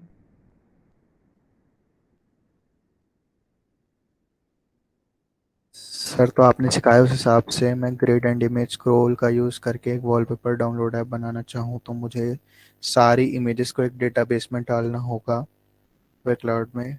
हाँ, ऑब्वियसली यार, देखो 100 इमेजेस के साथ वर्क करना अपने आप में एक टीडियस काम है ना। तो अगर मैं थोड़ा सा आपको आइडिया दूं कि इमेजेस के साथ आपको वर्क कैसे करना है, तो आपको लाइक सारी इमेजेस जो हैं वो क्लाउड में एक बार अगर आपने अपलोड कर दी। अगर मैं फायरबेस का आइडिया दूं, तो फायरबेस में एक स्टोरेज होती है, ठीक है। स्टोरेज में आपने सारी इमेजेस अपलोड कर दी, एक बार को तो अपलोड करनी पड़ेगी ऑब्वियसली कहीं भी। तो अपलोड करने के बाद ना आप एक डेटा रियल टाइम डेटाबेस या कैसे भी डेटाबेस में, फायरबेस स्टोर में आप एक नोड बना सकते हो। अ, उसमें क्या कर सकते हो, इमेज का लिंक, एंड इमेज का लिंक के साथ साथ आप उसकी जो भी टैग है, मतलब फॉर एग्जांपल उसका रिसोर्स आईडी, या मतलब लाइक उसमें जरूरत नहीं पड़ेगी, सॉरी रिसोर्स आईडी क्या कह रहा हूँ मैं, उसमें इमेज का लिंक आप स्टोर कर सकते हो। देन गिटहब पे पिकासो करके एक वो होता है रेपो। तो उस पिकासो से आप क्या कर सकते हो, जैसे आपने कहीं भी डिस्प्ले इमेज करानी है ना, तो पिकासो के थ्रू आप वो जो लिंक है ना उसको, लिंक उसको प्रोवाइड करके वो पिकासो क्या करेगा, आपकी इमेज डिस्प्ले करा देगा। ठीक है, ये थोड़ा ऐसा आइडिया हम वर्क करते हैं इमेजेस को, अगर हमें बहुत सारी इमेजेस के साथ वर्क करना है। बट वो सारा बैक एंड का पार्ट है, वो सारा हमारा अलग टॉपिक हो जाएगा, उसके बारे में ज़्यादा डिटेल देखे तो आई नो प्रॉब्लम। कोई तो पढ़ रहा है कम से कम।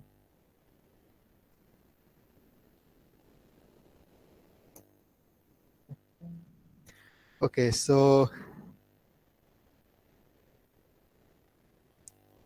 ओके, मैंने यहाँ पे दो लॉन्चर मतलब अपने प्रोवाइड कर दिए। तो बेसिकली क्या है, ये एक बैकग्राउंड है, फोरग्राउंड है। तो आइकन सेट करने के लिए भी हम देख रहे हैं कि यहाँ पे एक फोरग्राउंड है और एक बैकग्राउंड है। तो बैकग्राउंड में मेरा क्या है, ब्लू कलर है, और फोरग्राउंड में मेरा क्या है, एक इमेज है। तो इसको मैं क्या करता हूँ, अभी मैं क्या करता हूँ, इधर मिप मैप में आता हूँ, एंड यहाँ पे मैंने ये दोनों डिलीट कर देता हूँ। ओके, एंड यहाँ पे मैं डिलीट एनीवे कर देता हूँ, एंड मैं इस पर राइट क्लिक करके न्यू इमेज एसेट पे क्लिक करता हूँ, एंड यहाँ पे मैं launcher adaptive and legacy select कर लेता हूँ। एंड इधर मैं सबसे पहले मेरे को क्या करना पड़ेगा, वो जो एक्सएमएल फाइल है ना, वो अपने ड्रॉएबल में डालनी पड़ेगी। रेस में मैं जाऊंगा, ड्रॉएबल में जाऊंगा, एंड यहाँ पे मैं कॉपी कर लूंगा इन दोनों को, control C, drawable control V. Okay, okay, overwrite for all. So यहाँ पे मेरा फोरग्राउंड ये हो गया, एंड अगर मैं बैकग्राउंड ओपन करूँ यहाँ पे,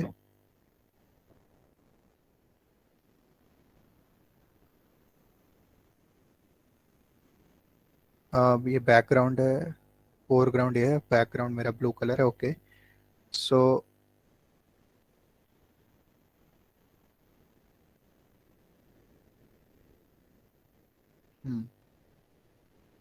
अगर मैं अब मैप मैप में आऊँ, न्यू इमेज एसेट,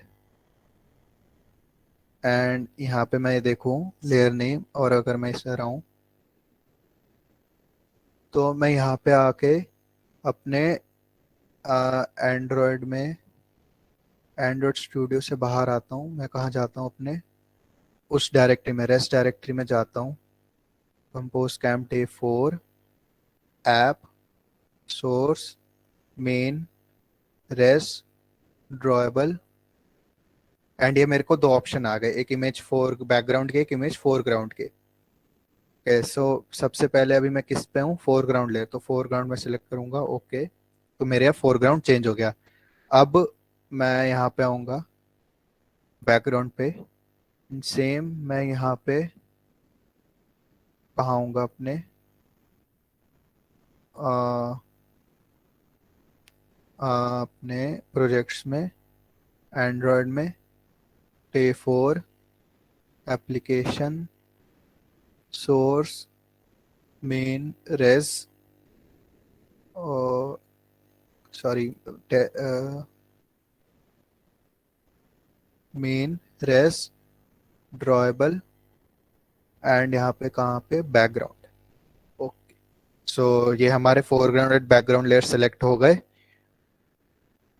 अब मैं क्या करता हूँ, ये बेसिकली डिफरेंट साइजेस दिखा रहा है कि हमारे एप्स, मतलब हमारे फोन्स में अलग अलग तरीके से व्यू होते हैं, टाइल्स अलग अलग होते हैं, तो उस हिसाब से सब सेट कर देगा ये। Next and finish. तो मिप मैप में अब मेरी दो फाइलें क्रिएट हो गई वापस से। और अगर मैं इधर देखूं,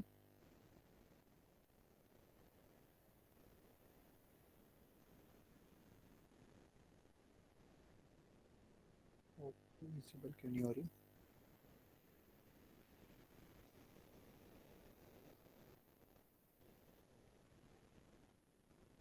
और एक बार मैं रन करके देखता हूँ अपनी एप्लीकेशन को। ओके, सो यहाँ पे आप देख सकते हो विजिबल, ये जो मेरा अभी एप्लीकेशन है, यहाँ पे इसका ये चेंज हो चुका है ना। ये देखो, ये चेंज हो चुका है यहाँ पे।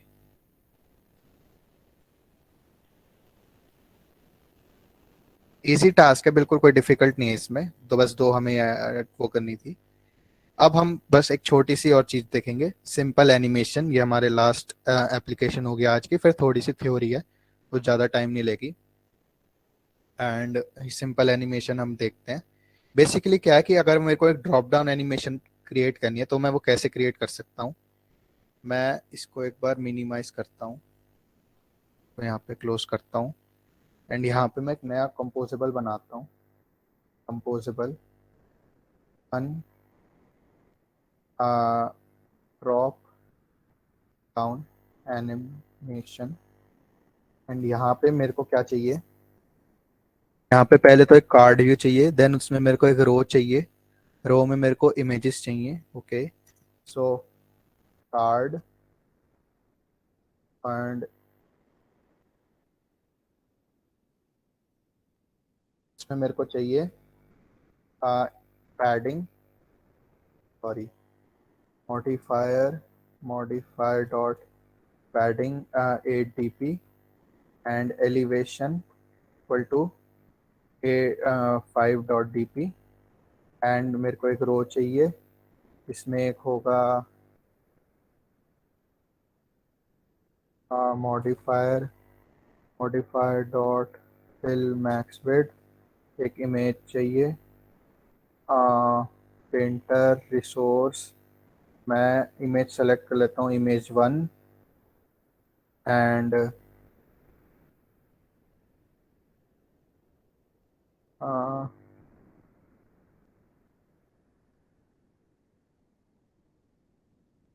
नल, एंड यहाँ पे मैं इसका साइज सेट करूँ तो मॉडिफायर मॉडिफायर डॉट साइज, मैं 70 .dp एंड पैडिंग 5 .dp। तो अगर मैं इसको प्रीव्यू करूं, ओके, सो पहले मेरे को यहाँ कॉल करना पड़ेगा टॉप डाउन एनिमेशन।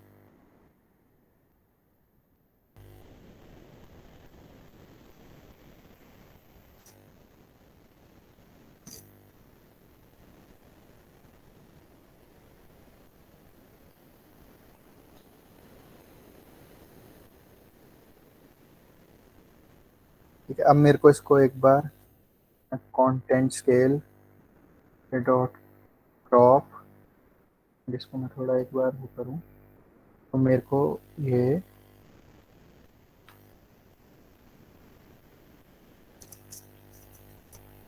सही दिख रहा है। ठीक है, और हाँ सही है। एंड अभी मेरे को इमेज के नीचे एक टेक्स्ट भी चाहिए, तो मैं क्या करता हूँ, इस रो को column control V, okay, and row में एक इमेज और आएगी, image painter resource r.id r.drawable, हाँ, I sorry, Anirudh, can I have 1 minute? Sorry, मैं 1 minute में आया। हाँ, श्योर श्योर। तब तक किसी को अपना स्क्रीन शेयर करके एप्लीकेशन दिखाना है तो you can. I don't think meeting में कोई रिस्ट्रिक्शंस है।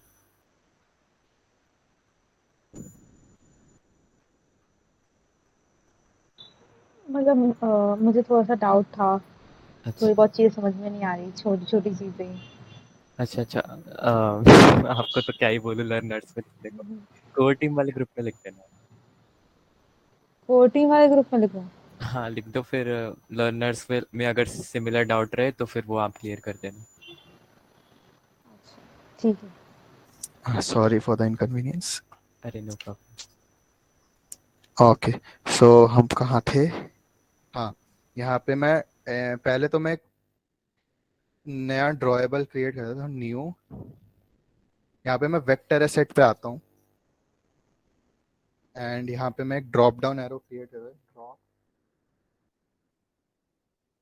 Arrow drop down, okay, and next finish, and ये रहा। तो यहाँ पे मैं आता हूँ drawable dot arrow,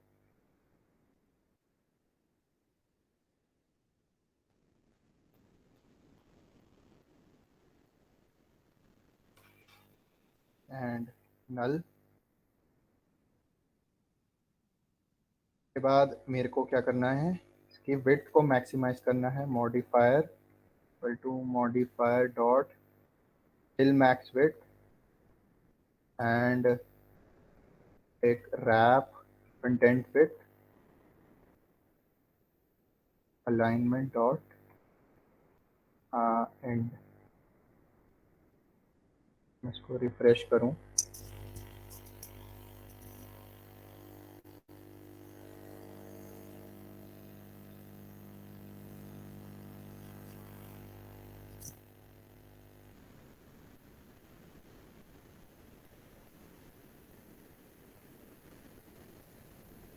okay, so यहाँ पे मेरा एक ड्रॉप डाउन एरो शो हो रहा है। रैप कंटेंट विद बेसिकली क्या है कि जो मेरा जो बॉर्डर है वो जो रैप कर रहा है इससे, वो पहले तो मैंने एक्सटेंड कर दिया पूरा। देन इसको ऐसे रैप करे कि इसकी अलाइनमेंट जो है वो एंड में हो। ठीक है, अब मेरे को इसको सेंटर वर्टिकली करना है, तो मैं क्या करता हूँ, मैं इस रो में आता हूँ एंड इसको क्या करता हूँ, vertical alignment, vertical alignment, alignment dot centre vertical.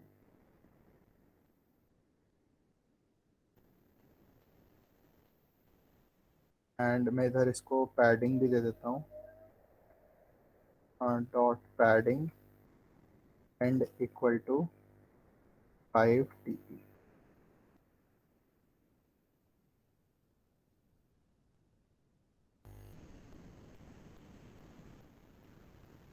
सो अब ये मेरा ऐसा ड्रॉप डाउन एरो सा क्रिएट हो गया। देन अभी मैं क्या चाहता हूँ, मैं चाहता हूँ जब ये ड्रॉप डाउन एरो हो तब इसका ना एक पार्ट दिखे, है ना, मतलब फॉर एग्जांपल कोई भी स्ट्रिंग दिखे। तो मैं क्या करता हूँ, एक नया कंपोजेबल बनाता हूँ, @composable शो टेक्स्ट एंड इधर मैं क्या करता हूँ, text text equal to image, modifier modifier dot padding in dot dp, font size equal to 24.sp। Okay, उससे पहले फिर अब मेरे को क्या है, जब मैंने ड्रॉप डाउन एरो क्रिएट किया, जब मैंने ड्रॉप डाउन एरो दबाया तो वो डिस्प्ले हो गया। ड्रॉप डाउन एरो जब मैंने वापस दबाया तो वो चला गया वापस। तो इसलिए मुझे क्या करना पड़ेगा, वेरिएबल बनाना पड़ेगा। क्या होगा वो, वेर ड्रॉप, अब मैं इसको वही by remember mutable state of, और मैं क्या लिख देता हूँ, फॉल्स। तो अभी मेरा ड्रॉप क्या, फॉल्स। और मैं यहाँ पे जब मैं यहाँ आऊंगा अपने कॉलम में, तो मैं इधर कर दूंगा इफ ड्रॉप, अगर ड्रॉप ट्रू है, अगर ड्रॉप ट्रू है देन शो शो टेक्स्ट। और जब मैं इस इमेज पे क्लिक करूंगा, यानी मेरे को एक ऑन क्लिक इसमें लगाना पड़ेगा, ऑन, सॉरी, इसमें होता है क्लिकेबल इमेज, मॉडिफायर में होता है डॉट क्लिकेबल। इसमें मेरे को क्या पास करना पड़ेगा कि drop equal to not drop, है ना। तो बेसिकली क्या है कि जब मैं क्या कर रहा हूँ यहाँ पे, और क्लिकेबल में मतलब क्या कर रहा हूँ, मॉडिफायर, इसका क्लिकेबल भी एक मॉडिफायर होता है इमेज का, कि अगर मेरे को इसको क्लिक करवाना, तो जब क्लिक होएगी तब ड्रॉप की वैल्यू अगर ट्रू है तो नॉट ड्रॉप, मतलब नॉट ट्रू यानी फॉल्स हो जाएगी। जब फॉल्स होएगी तो ट्रू हो जाएगी। तो बेसिकली ये है। अभी अगर मैं इसको रन करूं,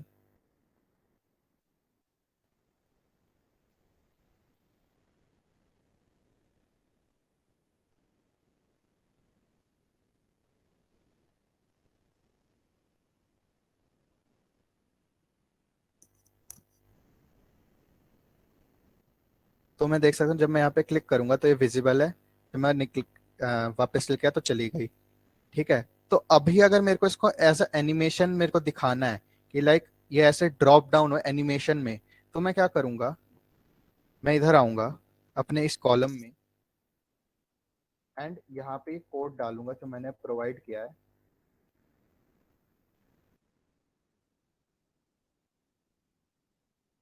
और यहाँ पे जो भी मेरा कोड नहीं है वो मैं इंपोर्ट कर लेता हूँ।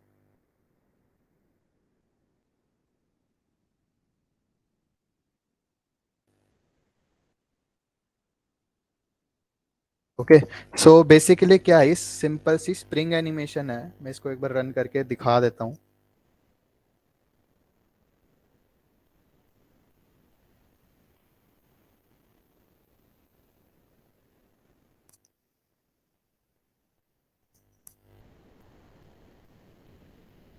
तो जब मैं इस पे क्लिक करूंगा तो देखो ये थोड़ी स्प्रिंगी सी एनिमेशन होगी कि अब ये स्प्रिंग की तरह नीचे ऐसे विजिबल है। मैं इसमें इस पर थोड़ा जूम करके दिखाता हूँ।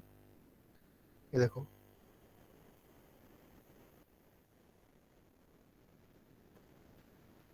बेसिक सिंपल एनिमेशन है। ये कैसे काम कर रही है, सिंपल सी कि modifier dot animate content size, मतलब अगर इसका कंटेंट साइज जो मेरा कॉलम का है वो इंक्रीज हो रहा है, बढ़ रहा है या कम हो रहा है, उस पर कॉल बैक जनरेट करेगा, ऑब्जर्व करेगा, और उसके हिसाब से एक एनिमेशन है स्प्रिंग एनिमेशन। इसके दो प्रॉपर्टीज हैं, डैम्पिंग रेशियो, स्टिफनेस, उनको सेट करके तो मतलब बेसिकली क्या है कि जब भी मेरे कंटेंट साइज इसका इंक्रीज या डिक्रीज होगा तो ये एनिमेशन लोड हो जाएगी। तो सिंपल ऐसे वर्क कर रहा है ये। यहाँ तक किसी को कोई डाउट?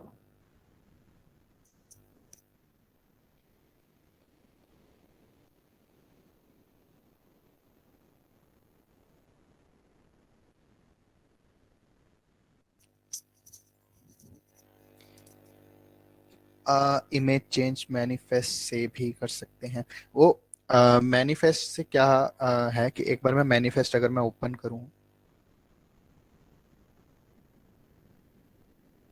तो यहाँ पे जो हमारा आइकन है ना, आईसी लॉन्चर, ठीक है, हाँ हम कर सकते हैं।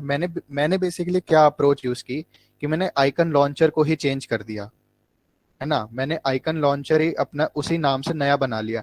तो अगर आपको वो भी रखना है और एक नया क्रिएट करना है तो उसको क्रिएट करके फिर उसका जो भी आप नाम रखोगे आपको उसको मैनिफेस्ट में चेंज करना पड़ेगा। तो वो मुझे थोड़ा लाइक प्रोसेस ज़्यादा लगा, तो मैंने उस वे में बता दिया। नहीं तो आप मैनिफेस्ट से भी कर सकते हो, no issue.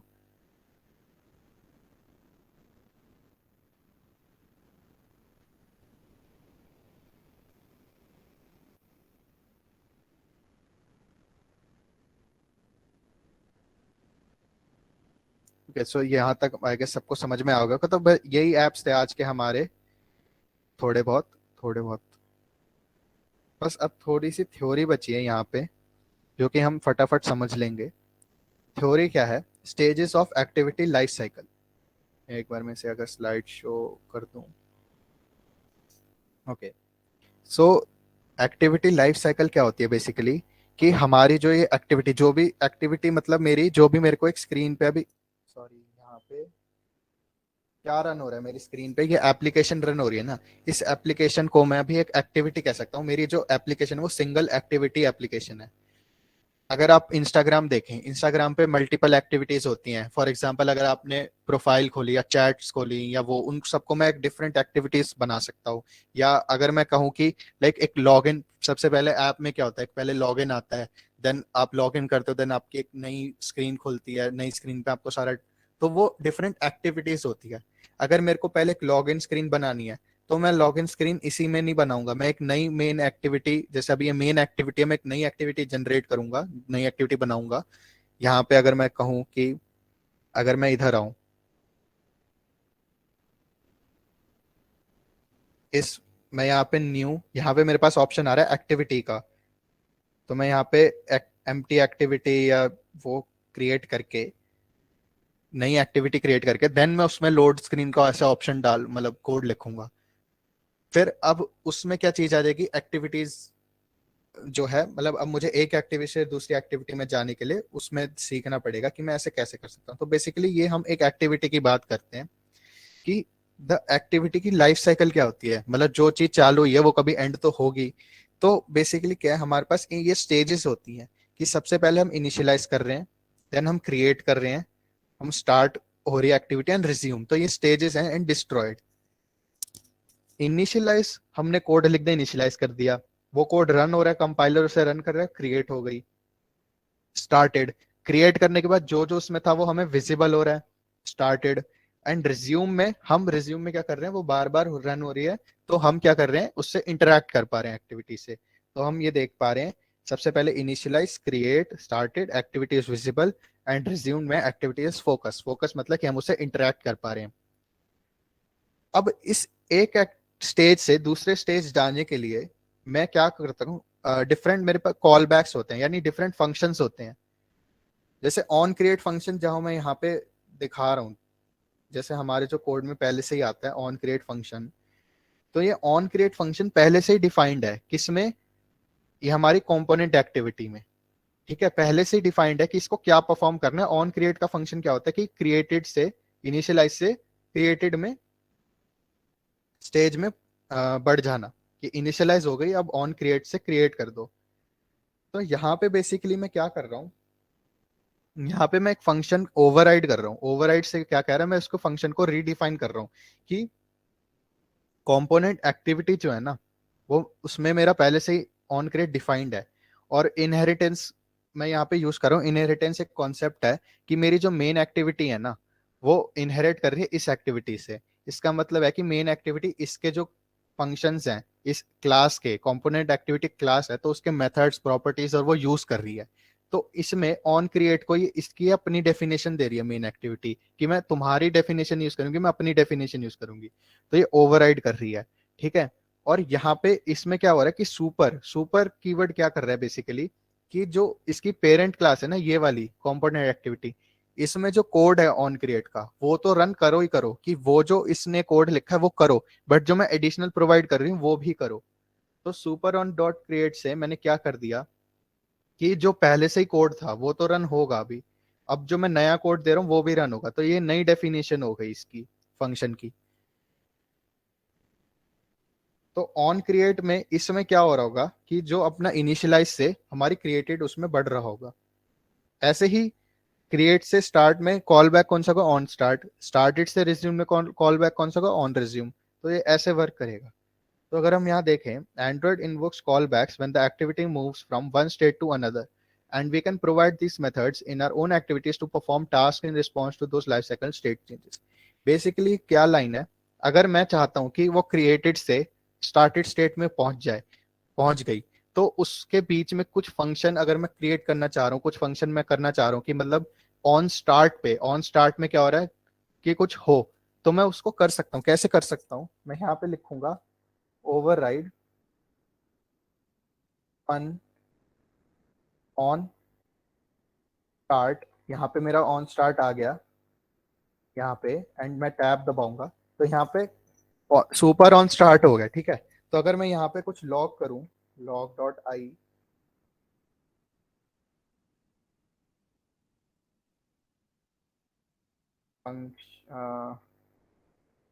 Overriding callbacks, and यहाँ पे मैं प्रोवाइड करूं ऑन स्टार्ट। ठीक है ना, तो जब भी मेरा ऑन स्टार्ट क्लिक हो रहा होगा तो एक लॉग आ जाएगा कि ऑन स्टार्ट अभी रन हुआ है। ऐसे ही मैं ऑन क्रिएट में भी कर देता हूँ। यहाँ पे मैं एक लॉग डाल देता हूँ, सेम यही, कंट्रोल सी कंट्रोल वी, यहाँ मैं लिख देता हूँ ऑन क्रिएट। ठीक है, the on create method is where you should do any one time initializations for your activity. For example, in on create you call set content which specifies the activity UI's layout। So basically क्या है, on create जो हमारा callback है, मतलब initialise से created state में ये एक ही बार कॉल होएगा, है ना। मैं कहने का मतलब ये है कि अगर मैं इधर आऊं अपने इसमें, तो इनिशियलाइज से क्रिएटेड में तो एक ही बार कॉल होना भी चाहिए ना, कि मेरी एक्टिविटी अब क्रिएट हो गई। ठीक है, बट जो मेरा ऑन स्टार्ट है ये बार बार कॉल हो सकता है। कैसे, कि अगर मेरी एक एक्टिविटी क्रिएटेड है, मेरी एक्टिविटी विजिबल है, तो विजिबल है जब तक वो स्टार्टेड है। अगर फॉर एग्जांपल मैंने क्या किया, मैंने बैक कर दिया, मैं बैक कर देता हूं ना, तो बैक वो अभी विजिबल नहीं है बट बैकग्राउंड में तो रन कर रही है, मतलब क्रिएटेड है ना। और अगर मैं उसको वापस से रीसेंट टैब्स में से जाके ओपन कर देता हूँ तो वो वापस से उसी स्टेट में रिज्यूम होती है ना। तो बेसिकली क्या हो रहा है, क्रिएटेड तो वो पहले से ही है, बट वो ऑन स्टार्ट कॉल होने के बाद, जब वो स्टार्टेड में थी, तो वो ऑन स्टॉप से ऑन स्टॉप कॉल बैक करेगी एंड वो क्रिएटेड पे वापस आ जाएगी। तो फिर ऑन, जब मैं एक्टिविटी रीसेंट टैब से उसमें वापस जाऊंगा, तब वो ऑन स्टार्ट वापस से कॉल हो जाएगा और स्टार्टेड में हमारी एक्टिविटी आ जाएगी। बट ऐसा ऑन क्रिएट के साथ नहीं होता। ऑन क्रिएट तो एक ही बार कॉल होएगा, और होना भी चाहिए। हम वापस से इनिशियलाइजेशन में थोड़ी ना आ जाएंगे हम। तो ऑन क्रिएट एक बार ही कॉल होता है, और वन टाइम इनिशियलाइजेशन जो हम करनी होती है हम करते हैं, एंड हम क्रिएटेड स्टेट में आ जाते हैं। The onCreate lifecycle method is called once just after the activity initializes. After onCreate executes, the activity is considered created. The onStart lifecycle method is called just after onCreate. After onStart runs, your activity is visible on the screen. Unlike onCreate, which is called only once to initialize your activity, onStart can be called by the system many times in the lifecycle of your activity, and onStart is paired with the corresponding onStop lifecycle method. If the user starts the app and then returns to the device home screen, the activity stopped and is no longer visible on the screen.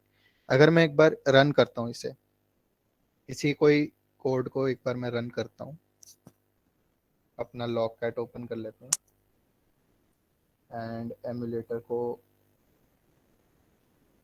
Window में करके इधर मैं ले आता हूँ,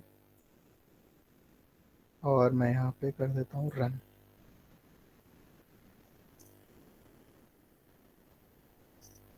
तो अभी हम देखते हैं क्या होता है। यहाँ पे मेरे को दो ओवरराइडिंग कॉल बैक्स आ गए, overriding on create, overriding on start. तो एक पहले ऑन क्रिएट कॉल हुआ, देन ऑन स्टार्ट कॉल हुआ, ठीक है। अभी अगर मैं यहाँ पे आऊं और मैं ऑन स्टॉप भी एक बार ओवरराइड कर देता हूँ, override fun on stop, and same मैं एक बार ये लॉग इसमें डाल देता हूँ, एंड यहाँ पे मैं टाइप कर देता हूँ ऑन स्टॉप। अभी अगर मैं रन करूँ इसे,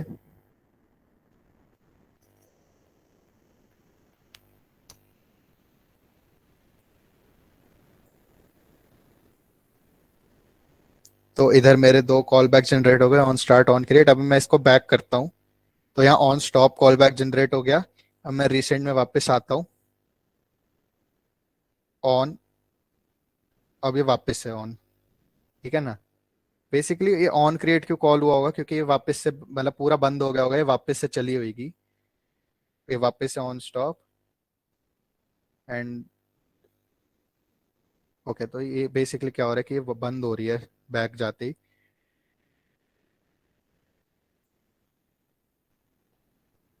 तो ये हमने देख लिया है। And when an activity starts from the beginning, you see all the three these life cycle applied called in order: on create, on start, on resume। अगर हम उसको भी ओवरराइड करेंगे तो वो भी कॉल आ जाएगा उसका भी।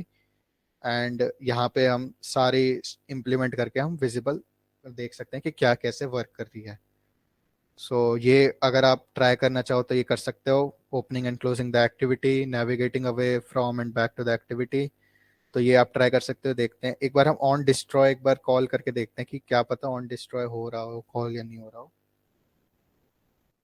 Override fun on destroy control V, यहाँ पे मैं डिस्ट्रॉय लिख देता हूँ।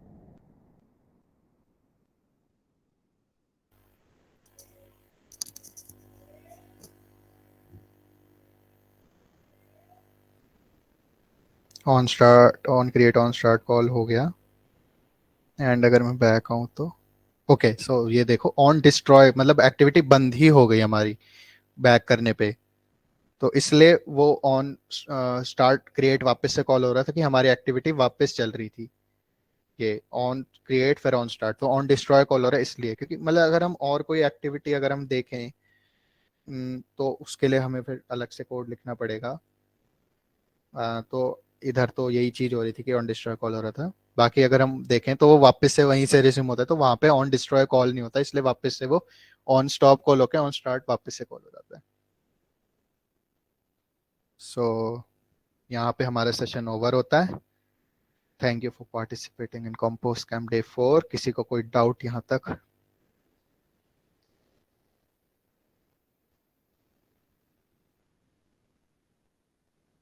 आई होप सबको समझ में आ गया हो। आज शायद थोड़ा ज़्यादा हो गया, थोड़ी एडवांस चीज़ें हमने देख ली, बट कोई नहीं। प्रेजेंटेशन तो आप लोगों को प्रोवाइड हो ही जाएगी सेशन के बाद, एंड आई गेस रिकॉर्डिंग भी हो ही जाएगी प्रोवाइड सेशन की। डाउट्स आप लर्नर ग्रुप पे पोस्ट कर ही सकते हैं। एंड वही RSVP का एक रिमाइंडर कि आप जो सर्टिफिकेट है वो उन्हीं को ही मिलेगा जिन्होंने चारों सेशन के लिए RSVP किया होगा। So I guess this is it. Anirudh, over to you. Okay, तो हाँ कुणाल, अभी वो उसमें बस थोड़े से माइनर ट्रिम्स डाल के वो भी अपलोड हो जाएगी अभी। सेशन 3 और 4 की रिकॉर्डिंग, गिटहब रिपोजिटरी, सब कुछ आपको प्रोवाइड हो जाएगी और पावर पॉइंट प्रेजेंटेशन भी। और आप doubts link GDC learners group पे पोस्ट कर सकते हैं जिसको भी जो डाउट्स है। And thank you so much for attending all 4 sessions. और we'll be distributing the certificates, e-certificates probably, as soon as we get the template from Google. Uh, Thank you so much for joining, guys, and good evening. Have a great day. You all can leave now.